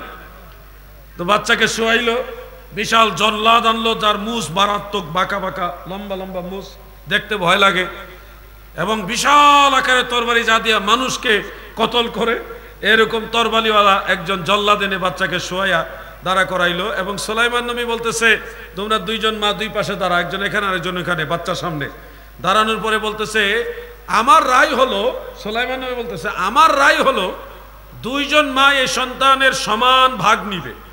কিভাবে ভাগ নিবে? এই বাচ্চাকে মাছ বরাবর কেটে দুই টুকরা করে অর্ধেক অর্ধেক দুজনে দিয়ে দাও। রায়টা দিছে কি জাতের রায় দেখছেন? এখন তো জল্লাদ রেডি। আসল মা যিনি উনি কয় হুজুর আমার ছেলে লাগবো না, আমার বাচ্চাটা মাইরেন না, উনারে দিয়ে দেন, বাচ্চা বেঁচে থাকুক, আমার সন্তান লাগবে না, দিয়ে দেন। আর যেটা দুই নম্বর মা সে তো আর তার তোর মনে কষ্ট নাই, মেরে ফেললে কেটে ফেললে তার কষ্ট নাই। যখন আসল মা বললো আমার সন্তান লাগবে না, তারপরে বাচ্চাটাকে কাটবেন না, উনার কাছেই থাকুক, ওনাকে দিয়ে দেন, আমার ছেলে লাগবে না। তখন সুলাইমান নবী বললেন আব্বা হুজুর, হে আল্লাহর নবী পয়গম্বর হযরতে দাউদ আলাইহিস সালাম, এই মহিলা হলো এই সন্তানের আসল মা, আপনি তাকেই সন্তানটা দিয়ে দেন। কারণ কোন মা কখনোই তার সন্তানকে কেটে দুই ভাগ করতে দিবে না। এইভাবে সুলাইমান আলাইহিস সালাম রায় দিলেন। এরপরে আরেক বিচার আসলো, আমি দুইটা কথা বলে শেষ করব, লম্বা করব না। আরেকটা বিচার আসলো, একজন লোকের অনেকগুলো ভেড়া বকরি, আরেকজনের এক ফসলের ক্ষেত। ঘটনাক্রমে ওই লোকের ভেড়া বকরিগুলি ওই লোকের আরেক লোকের যে জমি ফসল, ওই ফসলের সব ফসল খেয়ে পাড়িয়ে নষ্ট করে ফেলেছে, একেবারে পুরো জমি নষ্ট করে ফেলেছে। মামলা আসছে, হে আল্লাহর পয়গম্বর দাউদ আলাইহিস সালাম, আমার জমি নষ্ট করে ফেলেছে, এটার বিচার আপনি করেন। এখন আল্লাহর বিধান অনুযায়ী দাউদ আলাইহিস সালাম রায় দিলেন যে জমিনের ফসলের মূল্য কত। তখন ওই তৎকালীন বাজার হিসাব অনুযায়ী একটা হিসাব বের করলো যে জমিনের ফসলের মূল্য এই পরিমাণ টাকা। এবার ওই ভেড়া বকরির মালিককে বললো, তোমার সমস্ত ভেড়া বকরির বর্তমান বাজার মূল্যের বিক্রয় করলে কত টাকা হবে মূল্য। সেও একটা একটা করে সবগুলি ভেড়া বকরি মাল হিসাব করে দেখলো, ওই জমির ফসলের যেই দাম সব ভেড়া বকরি বিক্রি করলেও ওই দাম, একেবারে প্রায় সেম হয়ে গেছে। তো ওই সময়ের শরীয়তের বিধান অনুযায়ী যেহেতু এটা ওইটা সমান, যেটা নষ্ট করেছে এটা যেই পরিমাণ মূল্যের, ভেড়া বকরিও ওই পরিমাণের, তো ওই শরীয়ত অনুযায়ী দাউদ আলাইহিস সালাম বলল, তোমার বকরিগুলি ওনাকে দিয়ে দাও, ওনার ক্ষতিপূরণ হিসেবে তুমি তোমার পক্ষ থেকে এটা জরিমানা দিবে। রায় দিয়ে দিলেন। এখন ভেড়া বকরিওয়ালা তো মনে করেন এতগুলি ভেড়া বকরি এত কষ্ট করে পাললো, এখন জমি নষ্ট করার কারণে সব হারাইলো, কিন্তু জমিওয়ালা তো লাভবান হয়েছে। লাভবান না মানে তার যেটা পাওয়ার কথা সেটা পেয়ে গেছে। এখন একজনের মন খুশি, আরেকজনের মন বেজার, যদিও বিচার একেবারে শরীয়তের আইন অনুযায়ী সঠিক। একজনের মন খুশি, আরেকজনের মন বেজারি অবস্থায় ওনারা বের হলেন। দাউদ আলাইহিস সালামের আদালত থেকে বের হয়ে যাওয়ার সময় সুলাইমান আলাইহিস সালাম বললেন, তোমাদের বিচারের কি রায় হলো আমাকে বলো। তো রায় শুনলো, শোনার পরে বলতেছে, এর চেয়ে উত্তম রায় আমার জানা আছে। যদি আমার আব্বা হুজুর আল্লাহর পয়গম্বর হযরতে দাউদ আলাইহিস সালাম এজাজত দেন, এর চেয়ে ভালো রায় আমি দিব। তো এই মামলা পুনরায় আবার দাউদ আলাইহিস সালামের আদালতে গেল এবং আল্লাহর নবী হযরতে দাউদ আলাইহিস সালাম তিনি আনন্দ চিত্তে এজাজত দিলেন, ঠিক আছে আমার সন্তান সুলাইমান, তুমি কি উত্তম রায় দাও সেটা আমি একটু দেখতে চাই, তুমি রায় দাও, আমি অনুমতি দিলাম। এখন সুলাইমান নবী বলে, এটা রায় হলো ভেড়া বকরি এটা তো দেওয়া হলো জমির যে মালিক তাকে, সে ওই সমপরিমাণ সময় এই ভেড়া বকরি লালন পালন করবে এবং তার দুধ, তার থেকে যে সুযোগ সুবিধা নেওয়ার এটা নিবে। আবার যেই লোকের জমিন নষ্ট হয়েছে জমিনটা দেওয়া হবে ভেড়া বকরির মালিককে, সে যেই পরিমাণ যেই সমান পরিমাণ ফসল থাকা অবস্থায় ফসল নষ্ট হয়েছে ওই পরিমাণ সময় সে এটা নিজে চাষাবাদ করতে থাকবে। অর্থাৎ যেইটুকু ফসল থাকা অবস্থায় নষ্ট করছে ওইটুকু পরিমাণ যাওয়ার পরে ভেড়া বকরিওয়ালা তার ভেড়া বকরি নিয়ে যাবে, তার সম্পদ সে পেয়ে যাবে, সে ক্ষতিগ্রস্ত হবে না। আর জমির মালিক যার ফসল নষ্ট হয়েছে সে ওই কিছুদিন ভেড়া বকরির দুধ দোহন এগুলি থেকে উপকৃত হবে, সেও চলতে পারবে ভালো মতো, এবং পরে সে যেই পরিমাণ ফসল নষ্ট হয়েছে ঠিক ওই সময় পার হওয়ার পরে ওই সমপরিমাণ ফসলও সে ফেরত পাচ্ছে। অতএব কেউ আর ক্ষতিগ্রস্ত হচ্ছে না।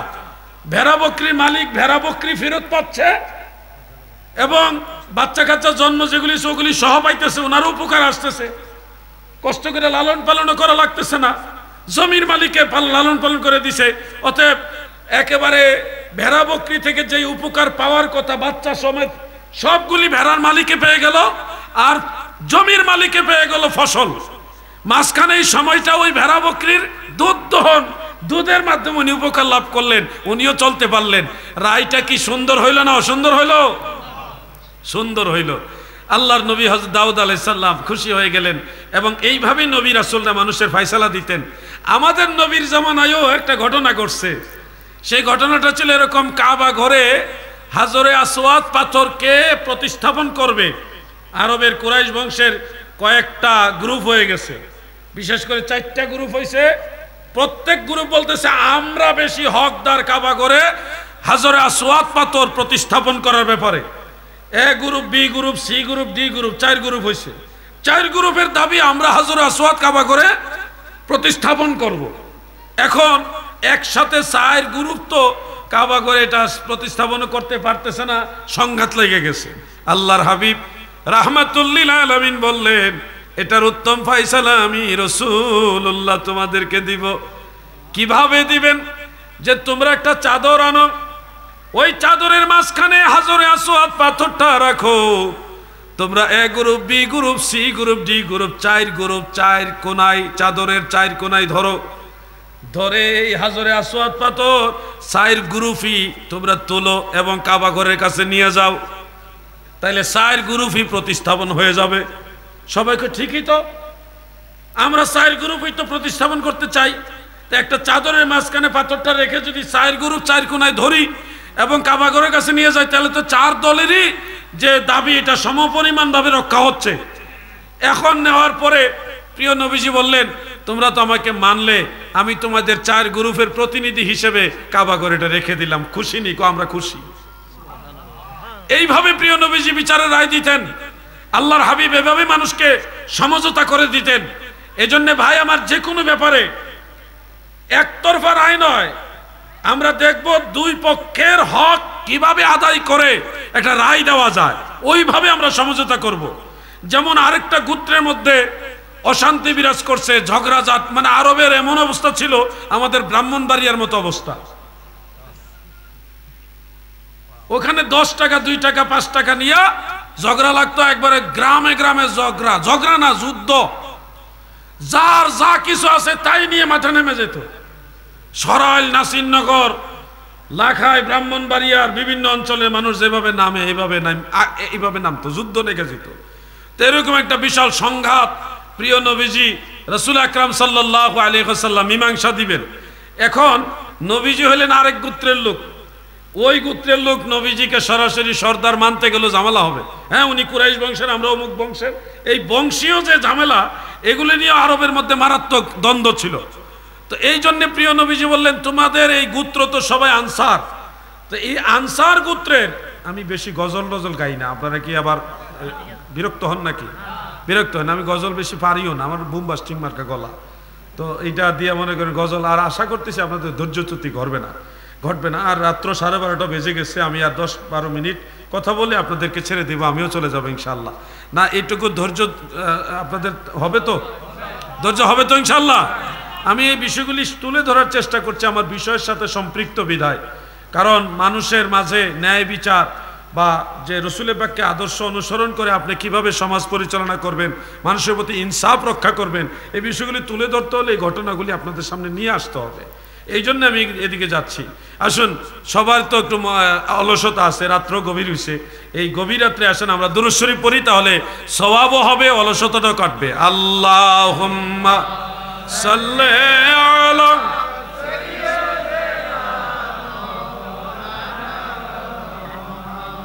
ওয়া আলা আলি সাইয়্যিদিনা। দুরূদ শরীফের আওয়াজে বোঝা যায় আপনাদের মনের ভিতরে আনন্দ আছে, রাসূলের পাকের মহব্বত আছে। বলা লাগে নাই, জুড়ে পড়েন, বলা লাগে নাই, এমনিতেই পড়ছেন। আসুন আরেকবার পড়ি, আল্লাহুম্মা। আপনি কি ঘুমাই যাচ্ছেন? চা লাগবে? চা, গরম পানি আছে। ওয়া আলা আলি সাইয়্যিদিনা। আমার ভাইয়ের আগম, আনসার গোত্রের ওই মানুষগুলির মধ্যে সমঝোতা করে দেওয়ার জন্যে ওই গোত্রের সব মানুষ যাকে সম্মান করে, এ গ্রুপ, বি গ্রুপ, সবাই যাকে সম্মান করে, তার নাম হলো হযরতে সাদ ইবনে মুআজ রাদিয়াল্লাহু আনহু। আমার নবীজি চিন্তা করলেন, আমি গিয়ে রায় দিলে তারা বলবেন কুরাইশ গোত্রের লোক, কুরাইশ বংশের লোক। এই জন্য নবীজি হিকমত করে বললেন, তোমরা আনসারি, আনসার, এই জন্য তোমাদের মধ্যে সর্বজন মান্যবর হলো হযরতে সাদ। আমি তোমাদেরকে বললাম সাদ যে ফয়সালা দিবে মানবে কিনা, কারণ সবাই ওনাকে মানে। এমন কিছু লোক আছে না সমাজে যাকে সবাই সম্মান করে, আছে না ভাই? ওই সাদ ইবনে মুআজ রাদিয়াল্লাহু আনহুকে সবাই মেনে নিল। এখন ওনার প্রতি সম্মান তাজিম কিভাবে বাড়ানো যায়, কারণ সম্মান তাজিম যত বাড়বে তত দ্রুত মানুষ ওনার ফয়সালাটা মানবে। কথা বুঝতেছেন আপনারা? তো এখন দেখা গেছে কয়েকটা গোত্রের লোক ওখানে জমা হয়েছে। তো সাদ ইবনে মুআজ রাদিয়াল্লাহু আনহু একটা ছোট গাধার উপরে সওয়ার হয়ে সে মজলিসের দিকে যাচ্ছেন। প্রিয় নবীজিও সেই মজলিসে হাজির। আল্লাহর হাবিব তখন ওই সবাইকে বললেন, সেখানে আনসার আছে, অন্যরাও আছে। নবীজি বললেন, কুমু ইলা সাইয়্যিদিকুম, তোমরা তোমাদের সরদারের উদ্দেশ্যে দাঁড়িয়ে যাও, মানে সম্মান করো, দাঁড়াও। এই কথা বলার পরে যখন আনসার, ওই মজলিসে যত আনসার ছিল সবাই দাঁড়াইয়া ওনাকে সম্মান করলেন। সুবহানাল্লাহ বলে। এইখান থেকে বোঝা যাচ্ছে প্রত্যেক মানে গোত্রের দলের যারা লিডার থাকেন, মান্যবর সর্দার থাকেন, ওনাদেরকে সম্মান করা নবীজির আদেশ। এখানে আরেকটা মাসালা হলো, সম্মানার্থে কিয়াম করা মুস্তাহাব, সোয়াবের কাজ। কওমি আলেম ভাইরা যদি আমার কথাগুলো শুনে থাকেন, তাহলে আপনাদেরকে সম্মানের সাথে একটা কথা বলতে চাই। আপনারা সম্মানার্থে কিয়াম অস্বীকার করেন, কিন্তু আপনারা জানেন এই হাদিস সম্পর্কে আপনাদের জ্ঞান আছে, কুমু ইলা সাইয়্যিদিকুম। এই কিয়ামটাকে আপনারা সম্মানের কিয়াম থেকে সরাইয়া অন্যদিকে নেওয়ার কত চেষ্টা আপনারা করে থাকেন, কিন্তু আপনারা এই যে চেষ্টাটা করেন এটা সঠিক কাজ করেন না। কারণ আমি স্পষ্ট করে বলছি, এখানে যে কিয়ামের কথা বলা হয়েছে এটা সম্মানার্থে কিয়াম, তাজিমের কিয়াম, সম্মানের কিয়াম। কে বলেছে সম্মানের কিয়াম? ইমাম বাইহাকি বলেছেন, উনি হাফিজুল হাদিস, শুআবুল ঈমানের মধ্যে উল্লেখ রয়েছে। ইমাম ইবনে হাজার আসকালানি বলেছেন, ইমাম বদরুদ্দিন আইনি বলেছেন, ইমাম মুল্লা আলী কারি বলেছেন, হুজ্জাতুল ইসলাম ইমাম গাজ্জালি বলেছেন, অসংখ্য মুহাদ্দিসিন ওনারা এই হাদিস উল্লেখ করে লিখেছেন যে হাযাল কিয়াম ইয়াকুনু আলা ওয়াজহিল বিররি ওয়াল ইকরাম। আবার অন্য জায়গা আছে আল কিয়ামু আলা ওয়াজহিল বিররি ওয়াল ইকরামে জায়েজুন বাল মুস্তাহাব্বুন। সুবহানাল্লাহ বলেন।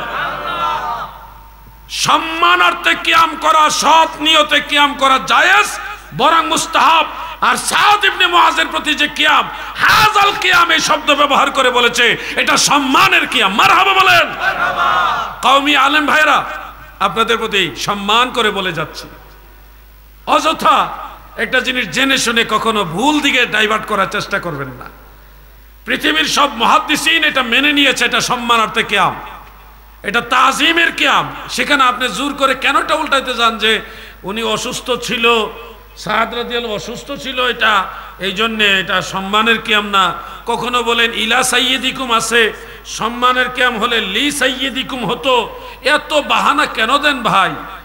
ইলা সাইয়্যিদিকুম এটাও আছে ইমাম আহমদ বিন হাম্বলের রেফারেন্সে, হাফিজ ইবনে কাসির আল বেদায়া ওয়ান নেহার মধ্যে এই হাদিস লি সাইয়্যিদিকুম ওইভাবে উল্লেখ করেছেন। আর ইমাম আবু দাউদ রহমাতুল্লাহ আলাইহি এবং অন্যান্য মুহাদ্দিসিন এই ঘটনাটাকে কিয়াম লি তাকরিম বা কিতাবুল আদাবের মধ্যে নিয়ে আসছেন। এটা অসুস্থতা বা কিতাবুল আমরাদ ওখানে আনেন নাই, অসুস্থতার অধ্যায়ের মধ্যে আনেননি, এটা আনছে আদবের অধ্যায়ে, শিষ্টাচারের অধ্যায়ে।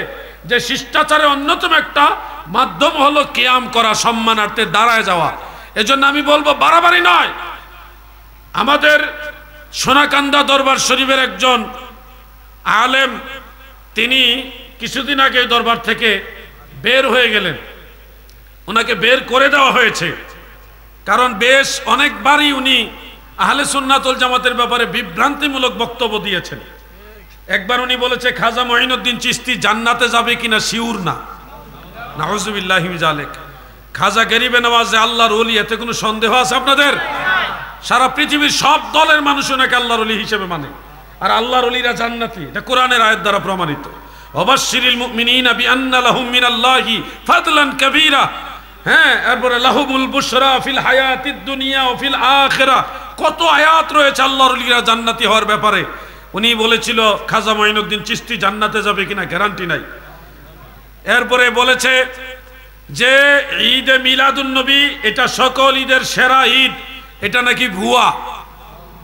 তো আমি স্পষ্ট ভাষায় বলবো, এটা আপনার কাছে ভুয়া হতে পারে, কিন্তু নবীর উম্মতের কাছে ভুয়া না। সারা পৃথিবীতে যত নবী প্রেমিক উম্মত আছে তাদের কাছে নবীর আগমনের ঈদ এটা সবচেয়ে বড় ঈদ। ঠিক কিনা বলেন? দলিল আদিল্লাহ কিতাব হাদিস সালফে সালিহিন এগুলিও যদি আমরা বিচার বিশ্লেষণ করি, তাও দেখি ঈদে মিলাদুন নবীকে আহলে সুন্নাত ওয়াল জামাতের ইমামরা ঈদে আজম বলেছে, ঈদে আকবর বলেছে, বড় ঈদ বলেছে, মহান ঈদ বলেছে, সকল ঈদের সেরা ঈদ বলেছে। মারহাবা বলেন। আপনি বলতেছেন এটা ভুয়া। হ্যাঁ, আপনি নিজেই তো ভুয়া, এই কারণে মনে হচ্ছে ওটা ভুয়া। আরে মদিনাওয়ালার শান কখনো ভুয়া হয় না, নবীর দুশমন ওয়াহাবীরাই ভুয়া হয়, ঠিক কিনা বলেন? আপনি বলতে পারেন আহলে সুন্নাত ওয়াল জামাতের কোন ইমাম বলেছে ঈদে মিলাদুন নবী সবচেয়ে বড় ঈদ বা সকল ঈদের সেরা ঈদ? কে বলেছে? আমি দুইজনের নাম বলি, বেশি বলবো না, দুইজনই বলি। বেশি বললে আবার আউলাই ফেলবে, এমনি তো আউলাই গেছে। একজনের নাম শুনেন, হাফিজুল হাদিস ইমাম শামসুদ্দিন সাখাবী রহমাতুল্লাহ আলাইহি। আলেম ভাইরা আপনারা বলেন, ইমাম সাখাবী কি ছোটখাটো ইমাম ছিল? উনি তো হাফিজুল হাদিস, ইমাম ইবনে হাজার আসকালানির ছাত্র ছিলেন, লক্ষ লক্ষ হাদিসের সনদ মুখস্থ জানতেন। ওনার লেখা কিতাবের মধ্যে আল আজুবাতুল মারদিয়া, সেই কিতাবের মধ্যে উনি লিখেছেন ঈদে মিলাদুন নবীর কথাটাকে ঈদে আকবর বলেছেন। দ্বিতীয় আরেকজনের নাম বলি, উনি ইমাম ইবনে হাজার আসকালানি রহমাতুল্লাহ আলাইহির একটু আগের মুহাদ্দিস, উনিও হাফিজুল হাদিস, ইমাম আবুল খায়ের ইবনে জাজারি রহমাতুল্লাহ আলাইহি। ইবনু জাজারি 833 হিজরিতে ওনার ইন্তেকাল। ইমাম ইবনে হাজার আসকালানি হলো 852 হিজরিতে ইন্তেকাল। ইমাম আসকালানির একটু আগের মুহাদ্দিস উনি নিজেও হাফিজুল হাদিস। তিনার লেখা আরফুত তারিফ বিমাউলিদি শরীফ, সেই কিতাবের মধ্যেও ইমাম ইবনে জাজারি ঈদে মিলাদুন নবীকে ঈদ আকবর বলেছে। আরো আছে, আরো দলিল আছে। দুইটা বললাম, মনে থাকার জন্য বললাম, না হয় দলিল দিয়ে কবর দেওয়া যাবে। দুইটা বললাম, আপনি বলছেন ঈদে মিলাদুন নবী এটা সকল ঈদের সেরা ঈদ বলা যাবে, এটা ভুয়া। আরে আল্লাহর রাসূলের মিলাদ ভুয়া না, তুমি ভুয়া, সমস্ত নবীর দুশমনেরা ভুয়া, এই ভুয়ারাই জাহান্নামের লাকড়ি হবে, ঠিক কিনা বলে? মোটেও লেখাপড়া জানে না, তাহকিক করে না। আমাকে একটা ভিডিও ভাইরাল হয়েছে, বলতে সালাউদ্দিন তুমি সাবধান হয়ে যাও। কেন সাবধান হব আমি? আমার সাথে তো আপনার দ্বন্দ্ব না, ঝগড়া না। সোনাকান্দা দরবার সাথে আপনার দ্বন্দ্ব, আমার সাথে তো আপনার কিছু না। ঝগড়া দ্বন্দ্ব হইলে, মতের দ্বন্দ্ব হলে সোনাকান্দা দরবারের সাথে আপনার হয়েছে, আমার সাথে তো কিছুই না। তা আমি সাবধান হবে কেন? আমার দিকে তীর ছোড়ার উদ্দেশ্য হলো আলাউদ্দিন জিহাদির নাম বেচলে ভাইরাল হওয়া যায়, নাইলে ওনার সাথে তো আমার ঝগড়া নাই, আমি তো ওনার সম্মান করি। কথা বুঝতে পারছেন তো? এই জন্য আমি বলছি আমি সাবধান হবে কেন? উনি বলতেছে আমাকে নাকি ফোন করে বলেছে যে তোমাকে সাবধান করে দিলাম, তুমি কিন্তু লাইভ দিলে ভালোভাবে লাইভ দিবা। অথচ ওয়াল্লাহি আমার কাছে উনি ফোন দিয়েছে, রেকর্ড আছে। উনি অস্বীকার করলে রেকর্ড ছেড়ে দিব। উনি আমাকে বলেছে যে জিহাদি সাহেব আপনাকে অনুরোধ করতেছি, রিকোয়েস্ট করতেছি, আপনি লাইভে আসলেও এমনভাবে লাইভটা দিয়েন না যেন পাবলিক আমার উপর খেপে যায়, মানুষ যেন খেপে না। এইভাবে একটা নর্মালভাবে আপনি বললেন, সম্মান রক্ষা করে বললেন। তো আপনি তো আমার সম্মান করেন, এই খাতিরে আপনার কাছে রিকোয়েস্ট করলাম। উনি আমাকে রিকোয়েস্ট করেছে, উনি যদি অস্বীকার করে গোটা জাতির সামনে আমি এটা রেকর্ড ফাঁস করে দেব। আর মাহফিলে গিয়ে কি বললো? আমাকে নাকি ধমক দিয়েছে, সাবধান হয়ে যা। আমাকে বলে সাবধান হয়ে, কত বড় মিথ্যাবাদী, এত বড় মিথ্যা কথা মানুষ বলে। আরে আপনি কি খ্রিস্টান হয়ে যান, ইহুদি হয়ে যান, নাহলে অন্য ধর্মে চলে যান, আপনার ব্যক্তিগত ব্যাপার। কিন্তু সুন্নি জামাতের ব্যাপারে মিথ্যা তহমত দেওয়ার অধিকার আপনাকে কে দিয়েছে? আমরা সুন্নিরা কখনো বলি না যে মিলাদ না পড়লেই সে ওয়াহাবি। আমরা বলি মিলাদকে যে মানতে চায় না, টিটকারি করে, সে ওয়াহাবি। আমাদের অনেকে তো ব্যস্ততার কারণে অনেক সময় মিলাদ মাহফিলে যাইতে পারে না, পড়তে পারে না, কিন্তু মিলাদের বিরোধিতা করে না। মিলাদে পারলে 10-20 টাকা, 100, 200, 1000, 1200 বা আরো বেশি কম বেশি দেয়, হাদিয়া দেয়, শরীক থাকে, কিন্তু মিলাদ পড়ার সময় পায় না, ব্যস্ততা। এরকম বহু লোক আছে না না ভাই? তো আমরা কি তাদেরকে ওয়াহাবি বলি? আমরা তাদেরকে ওয়াহাবি বলি না। ওনারা বলে নবীর মিলাদ তোমরা পড়ো, আমার সময় নেই, ব্যস্ত, বাস। কিন্তু যারা নবীজির মিলাদকে নাজায়েজ মনে করে, মিলাদুন নবীকে টিটকারি করে, তিরস্কার করে, তখন আমরা বলি এই লোক নজদের দালাল। আমাদের মুভমেন্ট না বুঝে উনি বলতেছে আমরা নাকি মিলাদ না পড়লে ওয়াহাবি বলি। কি কত বড় মিথ্যাচারিতা এটা! মিথ্যা কথা কেন বলবেন আপনি? মিথ্যা কথা বলা এটা কোনো মুহাদ্দিসের কাজ তো দূরের কথা, সাধারণ মুসলমানের কাজ না। প্রিয় ভাই আমার, আজানের আগে সালাম না দিলে আমরা তাদেরকে ওয়াহাবি বলি? আমরা বলি যে আজানের আগে সালাম দেওয়া মুস্তাহাব, নবীর মহব্বতের কাজ, দেওয়ার চেষ্টা করবেন, উৎসাহ দেই। আমাদের অনেক সুন্নি দরবারও আজানের আগে সালাম দেয় না, তাই বলি কি আমরা তাদেরকে ওয়াহাবি বলি নাকি? চট্টগ্রামেও তো অনেক দরবার আছে যারা সুন্নি আকীদা লালন করে কিন্তু আজানের আগে সালাম দেয় না, কিন্তু তারা কি সুন্নিয়ত থেকে বের হয়ে গেছে? তারা এটা অস্বীকার করে না, কিন্তু এটা আমল করে না, না করলে এটা মুস্তাহাব বিষয়। কিন্তু এই ধোঁকাবাজ জাতীয় মিথ্যাবাদী সে বলতেছে আজানের আগে সালাম না দিলে নাকি আমরা মানুষকে ওয়াহাবি বলি। এটা টোটাল মিথ্যাচার। কেন মিথ্যাচার করবেন আপনি? আজকে কওমীদের সাথে মিশে সুন্নিদের বিরুদ্ধে আপনি মিথ্যাচার করবেন, কালকে আবার দেখা গেছে আরেক দলে গিয়ে কওমীদের ব্যাপারে মিথ্যা কথা বলবেন। এই মিথ্যাচারিতার নাম তো ধর্ম না। মিথ্যা আমরা চাই না, মানুষের ভুল ত্রুটি থাকবে, এটা সংশোধন হোক, কিন্তু মিথ্যা চাই না। এই জন্য মিথ্যা থেকে বের হয়ে আসতে হবে। উনি আমার সরাসরি কোনো উস্তাদ না, মনে রাখবেন। উনাকে আমি উস্তাদের মতো সম্মান করতাম। উনি যে সময় মুহাদ্দিস, ওই সময় আমি সোনাকান্দা মাদ্রাসায় হাদিসের পরীক্ষা দিয়েছি। কোনো ক্লাস ওনার কাছে একটা লাইন এবারত আমি পড়ি নাই বা ক্লাস করি নাই। আমার হাদিসের তাফসীরের ফিকহের যত জ্ঞান অর্জন করার বড় বড় আলেমদের কাছ থেকে আমি দর্শ নিয়েছি। এর মধ্যে আল্লামা মুফতি আবু নাসের জিহাদি সাহেব একজন, কওমি মাদ্রাসার বড় একজন আলেম, আমার উস্তাদ। উনি ইন্তেকাল হয়ে গেছেন, অনেক বড় আলেম। ওনার কাছে আমি পার্সোনাল দর্শ নিয়েছি। উনি কওমি মাদ্রাসার হইলে উনি সুন্নি ছিলেন, কট্টর সুন্নি ছিলেন। তো ওনার এরকম আরো বেশ কয়েকজন বড় বড় আলেমের কাছে আমি দর্শ নিয়েছি। উনি ওই সময় সোনাকান্দা মাদ্রাসার মুহাদ্দিস ছিলেন, এই জন্য ওনাকে আমি উস্তাদের মতো সম্মান করতাম। কিন্তু উনি যে বলছে বিভিন্ন বাহাসে মুনাজারা আমাকে বা সুন্নি আলেমদের নোট করে দিত, আর উনি যে সুন্নি জামাতের একজন আলেম এটাই তো সুন্নিরা জানতো না, আমরা জানাইছি। আমরা ওই যে দেখেন নগদ প্রমাণ যে আগে ওনাকে চিনতই না, আমরা পরিচয় করেছি, উৎসাহ দিছি, আসেন ডাইকাটিকা লিয়ে গেছি, পরিচয় করেছি। আর ওনার লেখাপড়া জীবনের যে অতীত ইতিহাস আমরা দেখেছি, আলেম পর্যন্ত ওয়াহাবিদের কাছে পড়ছে। পরে স্যার সিনা শরীফে ফাজল কামেল এটা পড়ার কারণে কিছুটা সুন্নিয়তের ছোঁয়া পাইয়া সোনাকান্দা আইসে, ওখানে আইসা চাকরির ঠেলায় হোক আর দাওয়াতের লোভে হোক কিছুদিন সুন্নি ছিল, কিন্তু গুড়াই হলো ওয়াহাবি, গুড়াই সমস্যা। তা আমার কথা হইলো আপনি ওয়াহাবি হন, এটা আপনার ব্যক্তিগত ব্যাপার, কিন্তু সুন্নিদের নামে মিথ্যা কথা কেন বলবেন? উনি আমাকে বলতেছে নোট দিবে, আর কোথায় নোট? উনি 19টা বাহাসের কথা যে বললো, উনি যে 19টা বাহাসের কথা বললো, মুতালিব হোসেন সালি সাহেব আলাউদ্দিন জাহাদি বলছে পারলে একটা বাহাস করছেন, ফিজিক্যালি কিতাব নিয়ে ডকুমেন্ট পেশ করুন, 1 লাখ টাকা পুরস্কার দিব। মাহফিলে গিয়ে কেউ প্রশ্ন করছে এটাই বাহাস নাকি? আমরা লইয়া গেছি, তাও মধুপুরের বাহাসে। আমরা তো চলে গেছি আগের দিন, উনি গেছে বাহাসের যে টাইম, ওই টাইমের সময়, মানে কোনো মতে গিয়া হাজিরা নাম কামাইতো গেছে। আর ওটা তো বাহাস হয়ও নাই, প্রশাসন বন্ধ করে দিছে। উনি যে বলছে 19টা বাহাস করছে সাফার জুড়ে, তো এই 19টা বাহাস লাগবে না, একটা বাহাস করছে সাফার জুড়েই করছে ধরলাম। কোন বাহাসের ডকুমেন্ট কি? লিখিত ডকুমেন্ট অথবা ভিডিও চিত্র দেখান আমাদেরকে। আমরা জানি 19টা কেন, উনি একটাও বাহাস করে নাই। এখন মাহফিলে প্রশ্ন করলে যদি এটা বাহাস ধরে, তাহলে তো আমরা জীবনে লাখ লাখ বাহাস করছি, কথা ঠিক না ভাই?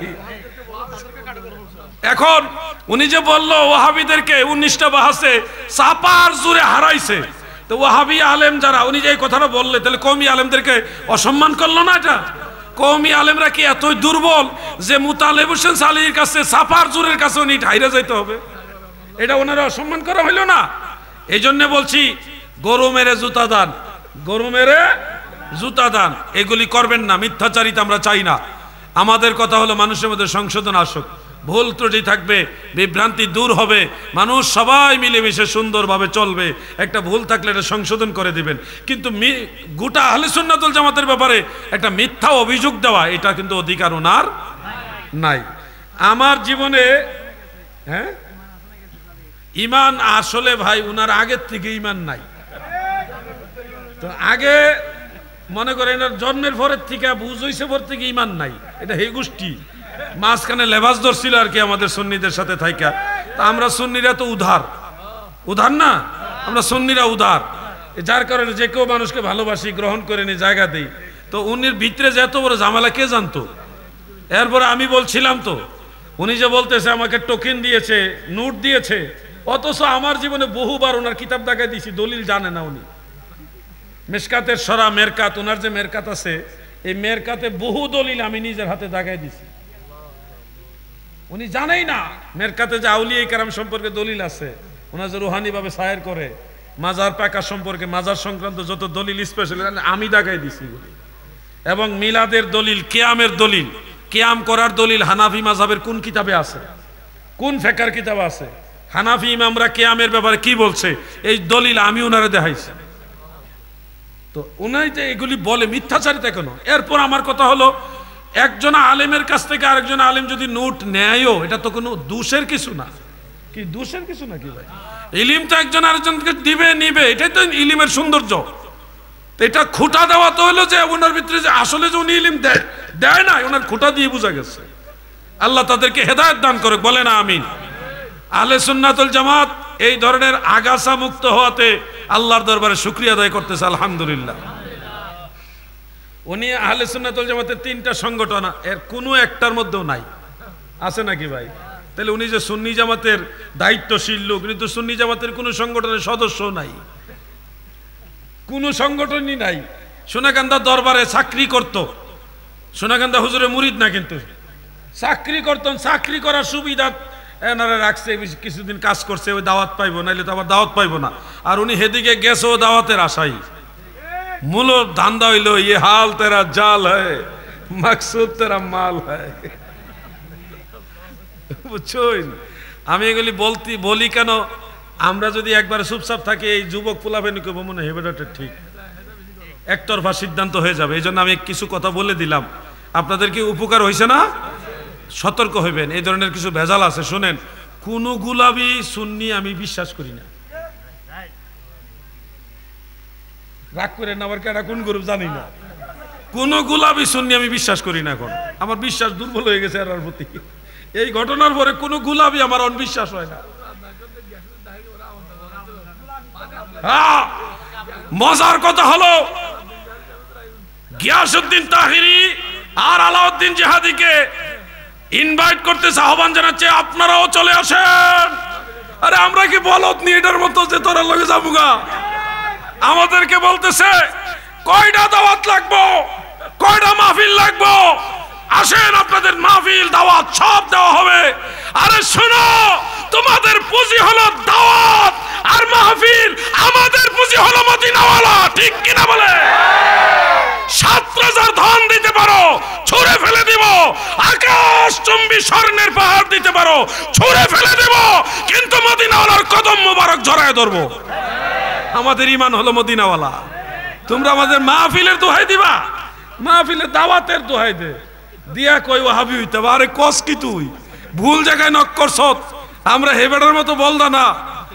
আমি একটা ভাইকে ধন্যবাদ জানাই, এক প্রবাসী ভাই, মুখের মধ্যে কালি মাইখা একটা ভিডিও বানাইছে, বানায় কয় আমার মাফ করবেন, আমি মাপ চাওয়ার জন্য আসছি, আমাকে মাফ করবেন, মাপ চাওয়ার জন্য আসছি।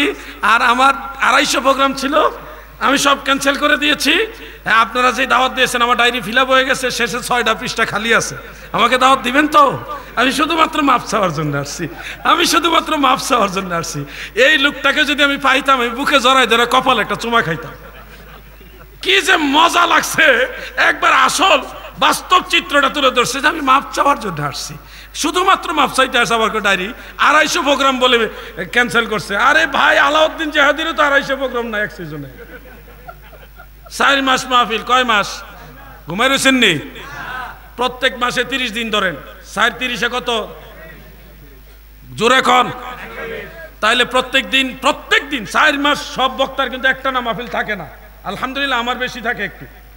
তো এই 4 মাস প্রত্যেক দিন মাহফিল যদি আপনি করেন, তাহলে পুরো এক সিজনে কয়টা মাহফিল হচ্ছে?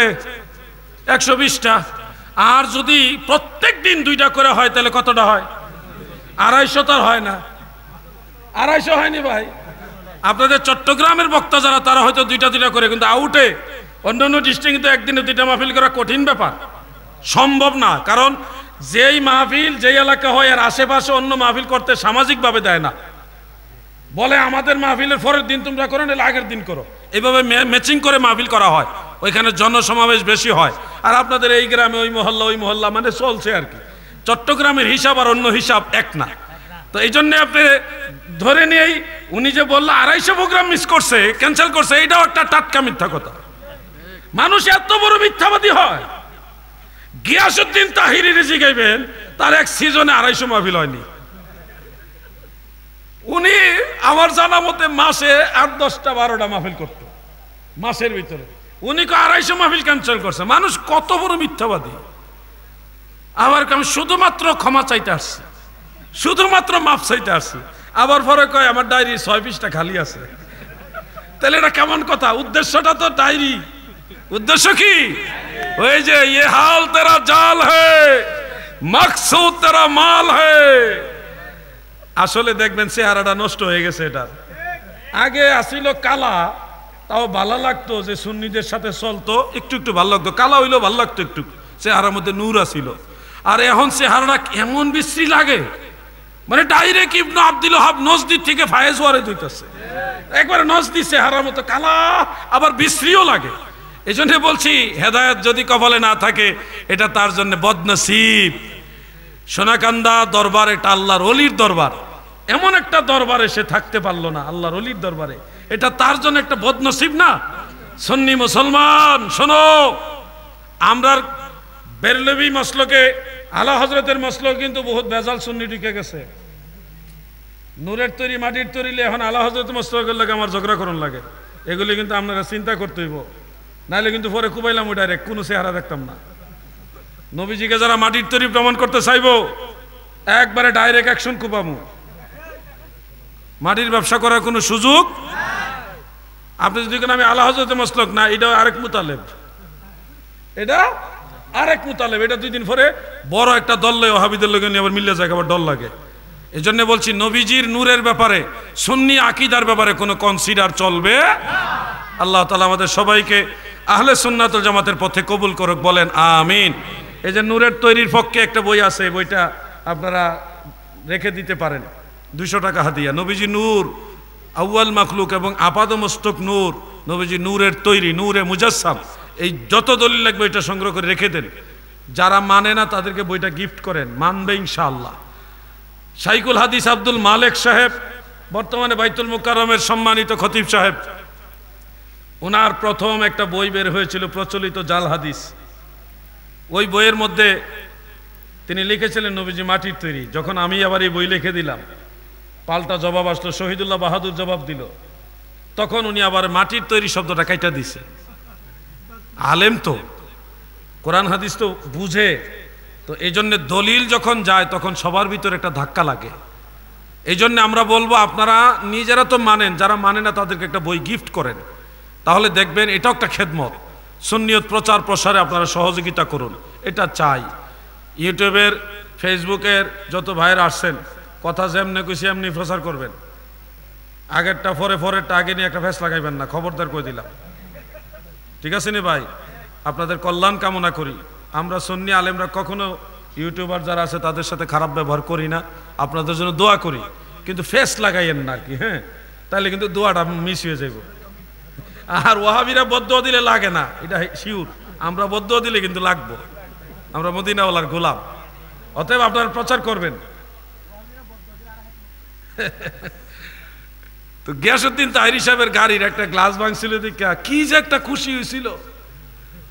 তাহিরি সাহেবের গাড়ি ভেঙে লাইছে, খুশির ঠেলা হেলাই বেয়ে পড়ছে।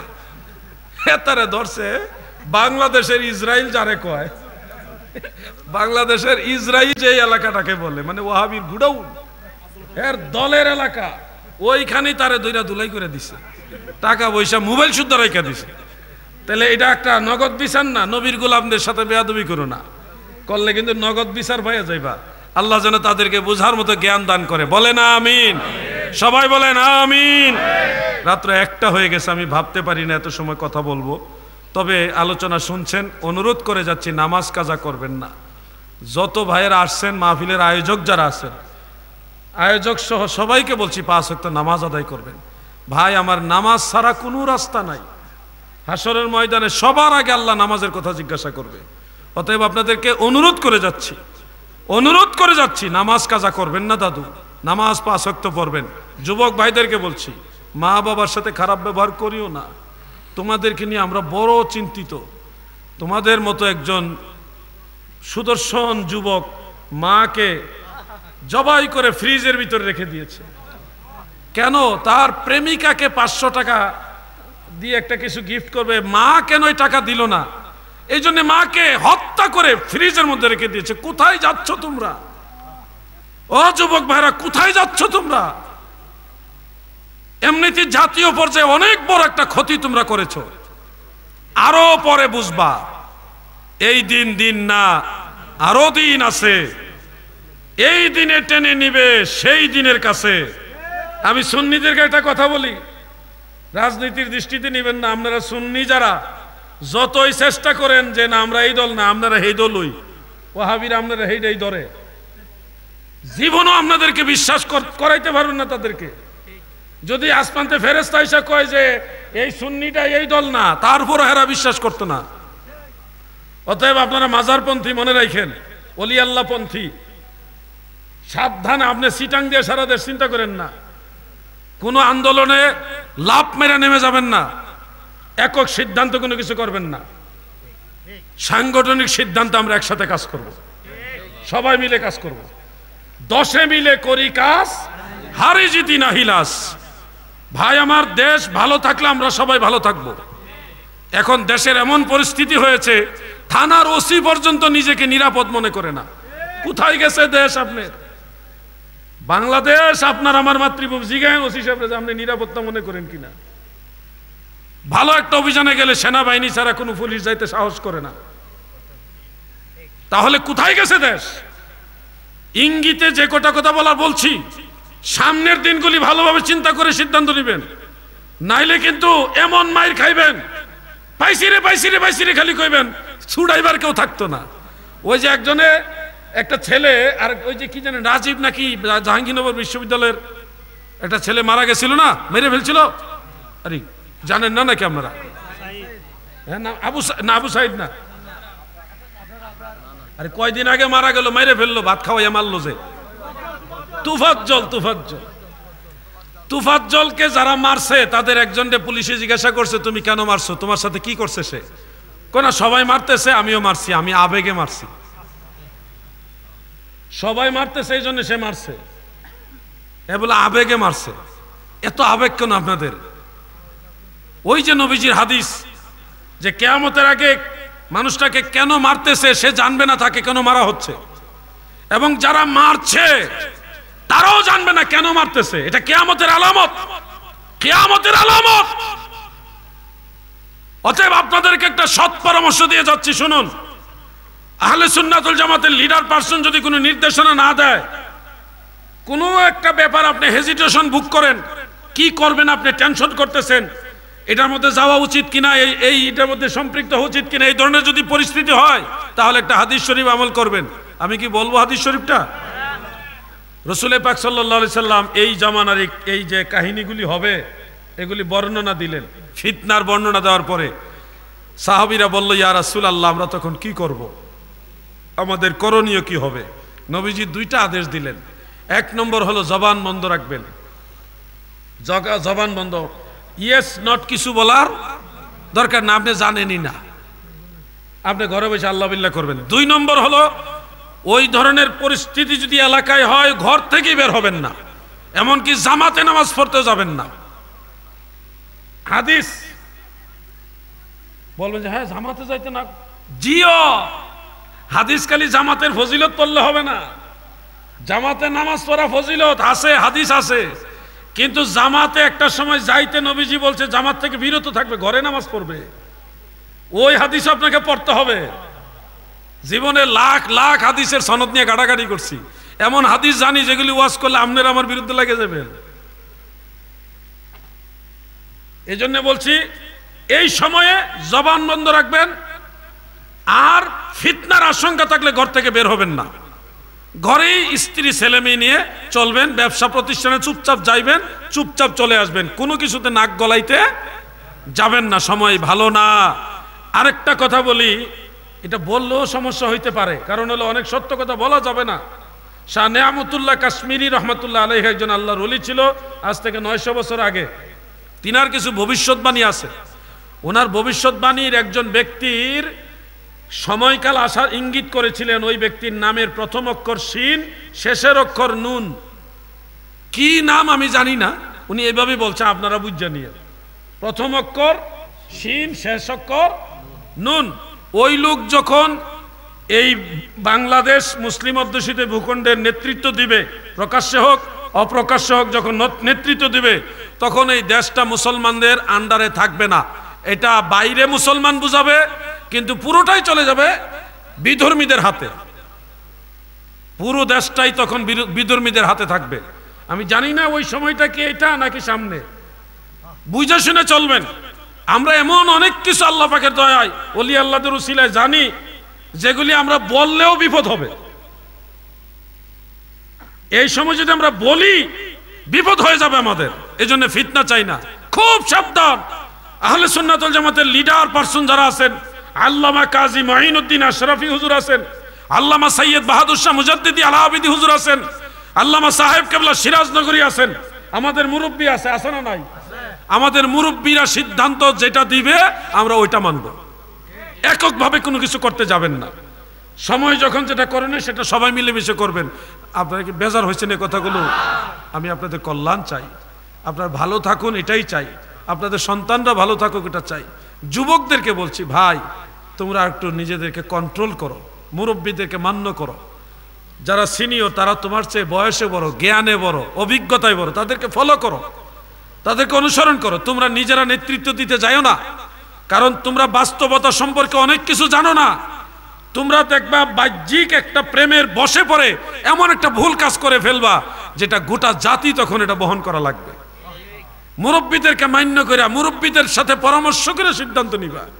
মুরব্বীদেরকে মানো, অন্তত তোমাকে নিজের ঘরের মা বাবাকে মান্য করো, মা বাবাকে সম্মান করো, মা বাবার সাথে পরামর্শ করে তারপরে সামনে যাও, তোমাদের কল্যাণ হবে।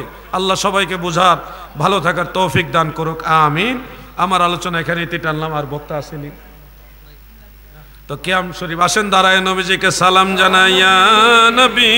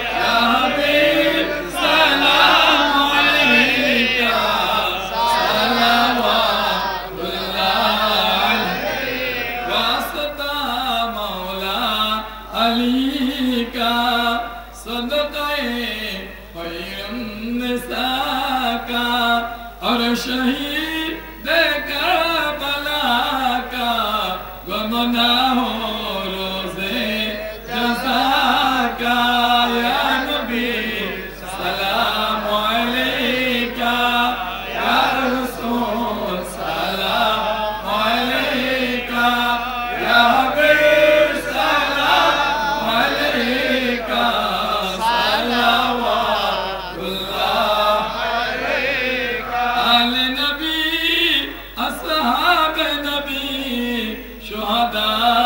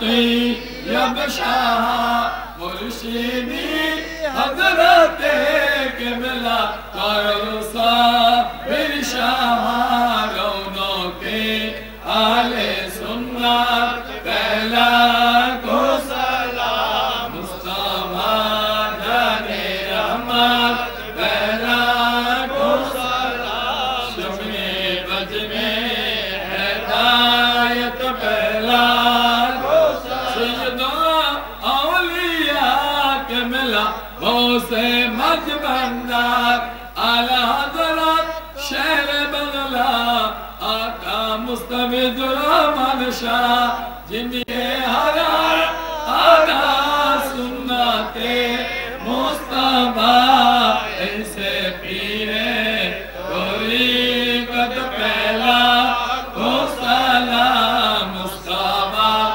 जाने रहमत पहला को सलाम शमे बज में हिदायत पहला को सलाम उला बिकमाली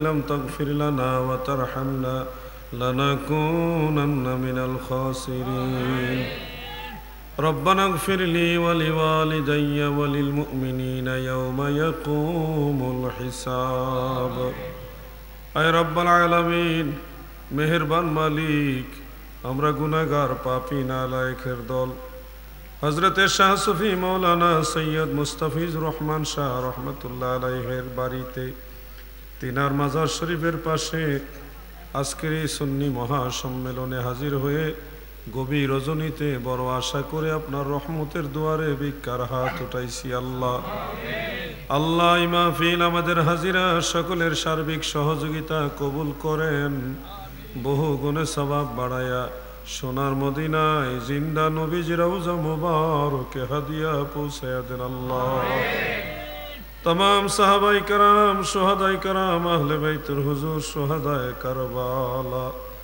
চার মাযহাবের ইমামগণ চার তরিকার ইমামগণ সমস্ত ওলিয়া উলিয়া গাউস কুতুব নুজাবান নুকাবা খিয়ার আবদাল খাস করে শেরে বাংলা আল্লামা আজিজুল হক সাহেব রহমাতুল্লাহ আলাইহি ইমাম আহলে সুন্নাত আলা হযরত রহমাতুল্লাহ আলাইহি আল্লামা হাশিমি রহমাতুল্লাহ আলাইহি আল্লামা রজবি সাহেব রহমাতুল্লাহ আলাইহি আল্লামা নঈমি সাহেব রহমাতুল্লাহ আলাইহি যত সুন্নিয়তের বীর মুজাহিদ নবীর সৈনিকেরা আউলিয়ায়ে কেরামরা মাজার পানে শায়িত আছেন সকলার আরওয়াহ পাকে হাদিয়া নজরানা পৌঁছায়া দাও আল্লাহ আমরা যারা হাত বাড়াইলাম আমাদের অনেকের মা নাই অনেকের বাবা নাই ওই কবর জগতে কেমন আছে মা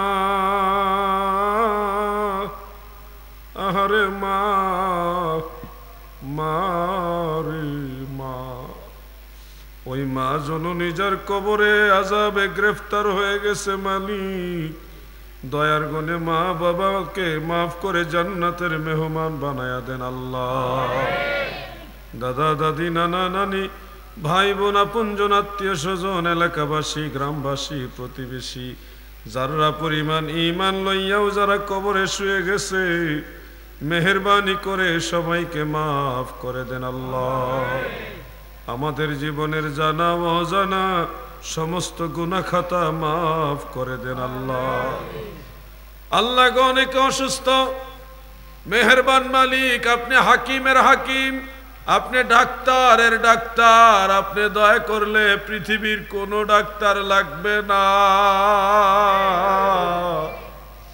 আপনার শাহী দরবারে ভিক্ষার হাত বাড়াইছি দয়াল নবীজির খাতিরে যারা অসুস্থ সবাইকে সুস্থতা দান করেন আল্লাহ আল্লাহ গো আমাদের যুবক ভাইয়েরা এই গভীর রাত পর্যন্ত মাহফিলে বসে দোয়ায় শরীক হয়েছে আল্লাহ যুবকদের দুনিয়া ও আখিরাত উজালা করে দেন যারা বেকার আছে কর্মের ব্যবস্থা করে দেন যারা লেখাপড়া করে তাদের মেধা শক্তি আরো বাড়ায়া দেন আল্লাহ মুরব্বী বাবারা যারা দোয়ায় শরীক হয়েছে সকল মুরব্বীদেরকে সুস্থ রেখে নেক হায়াত বাড়ায়া দেন আল্লাহ। পর্দার আড়ালে আমাদের মায়েরা বোনেরা অনেকেই দোয়ায় শরীক হয়েছে আল্লাহ, সকল মা বোনের দিলের নেক আশাগুলি পূর্ণ করে দেন আল্লাহ। এই মাহফিলে যে যেভাবে সাহায্য করেছে, সহযোগিতা করেছে, তুমি আল্লাহ তাদেরকে কমপক্ষে 70 গুণ বানাইয়া সাহায্য করো আল্লাহ।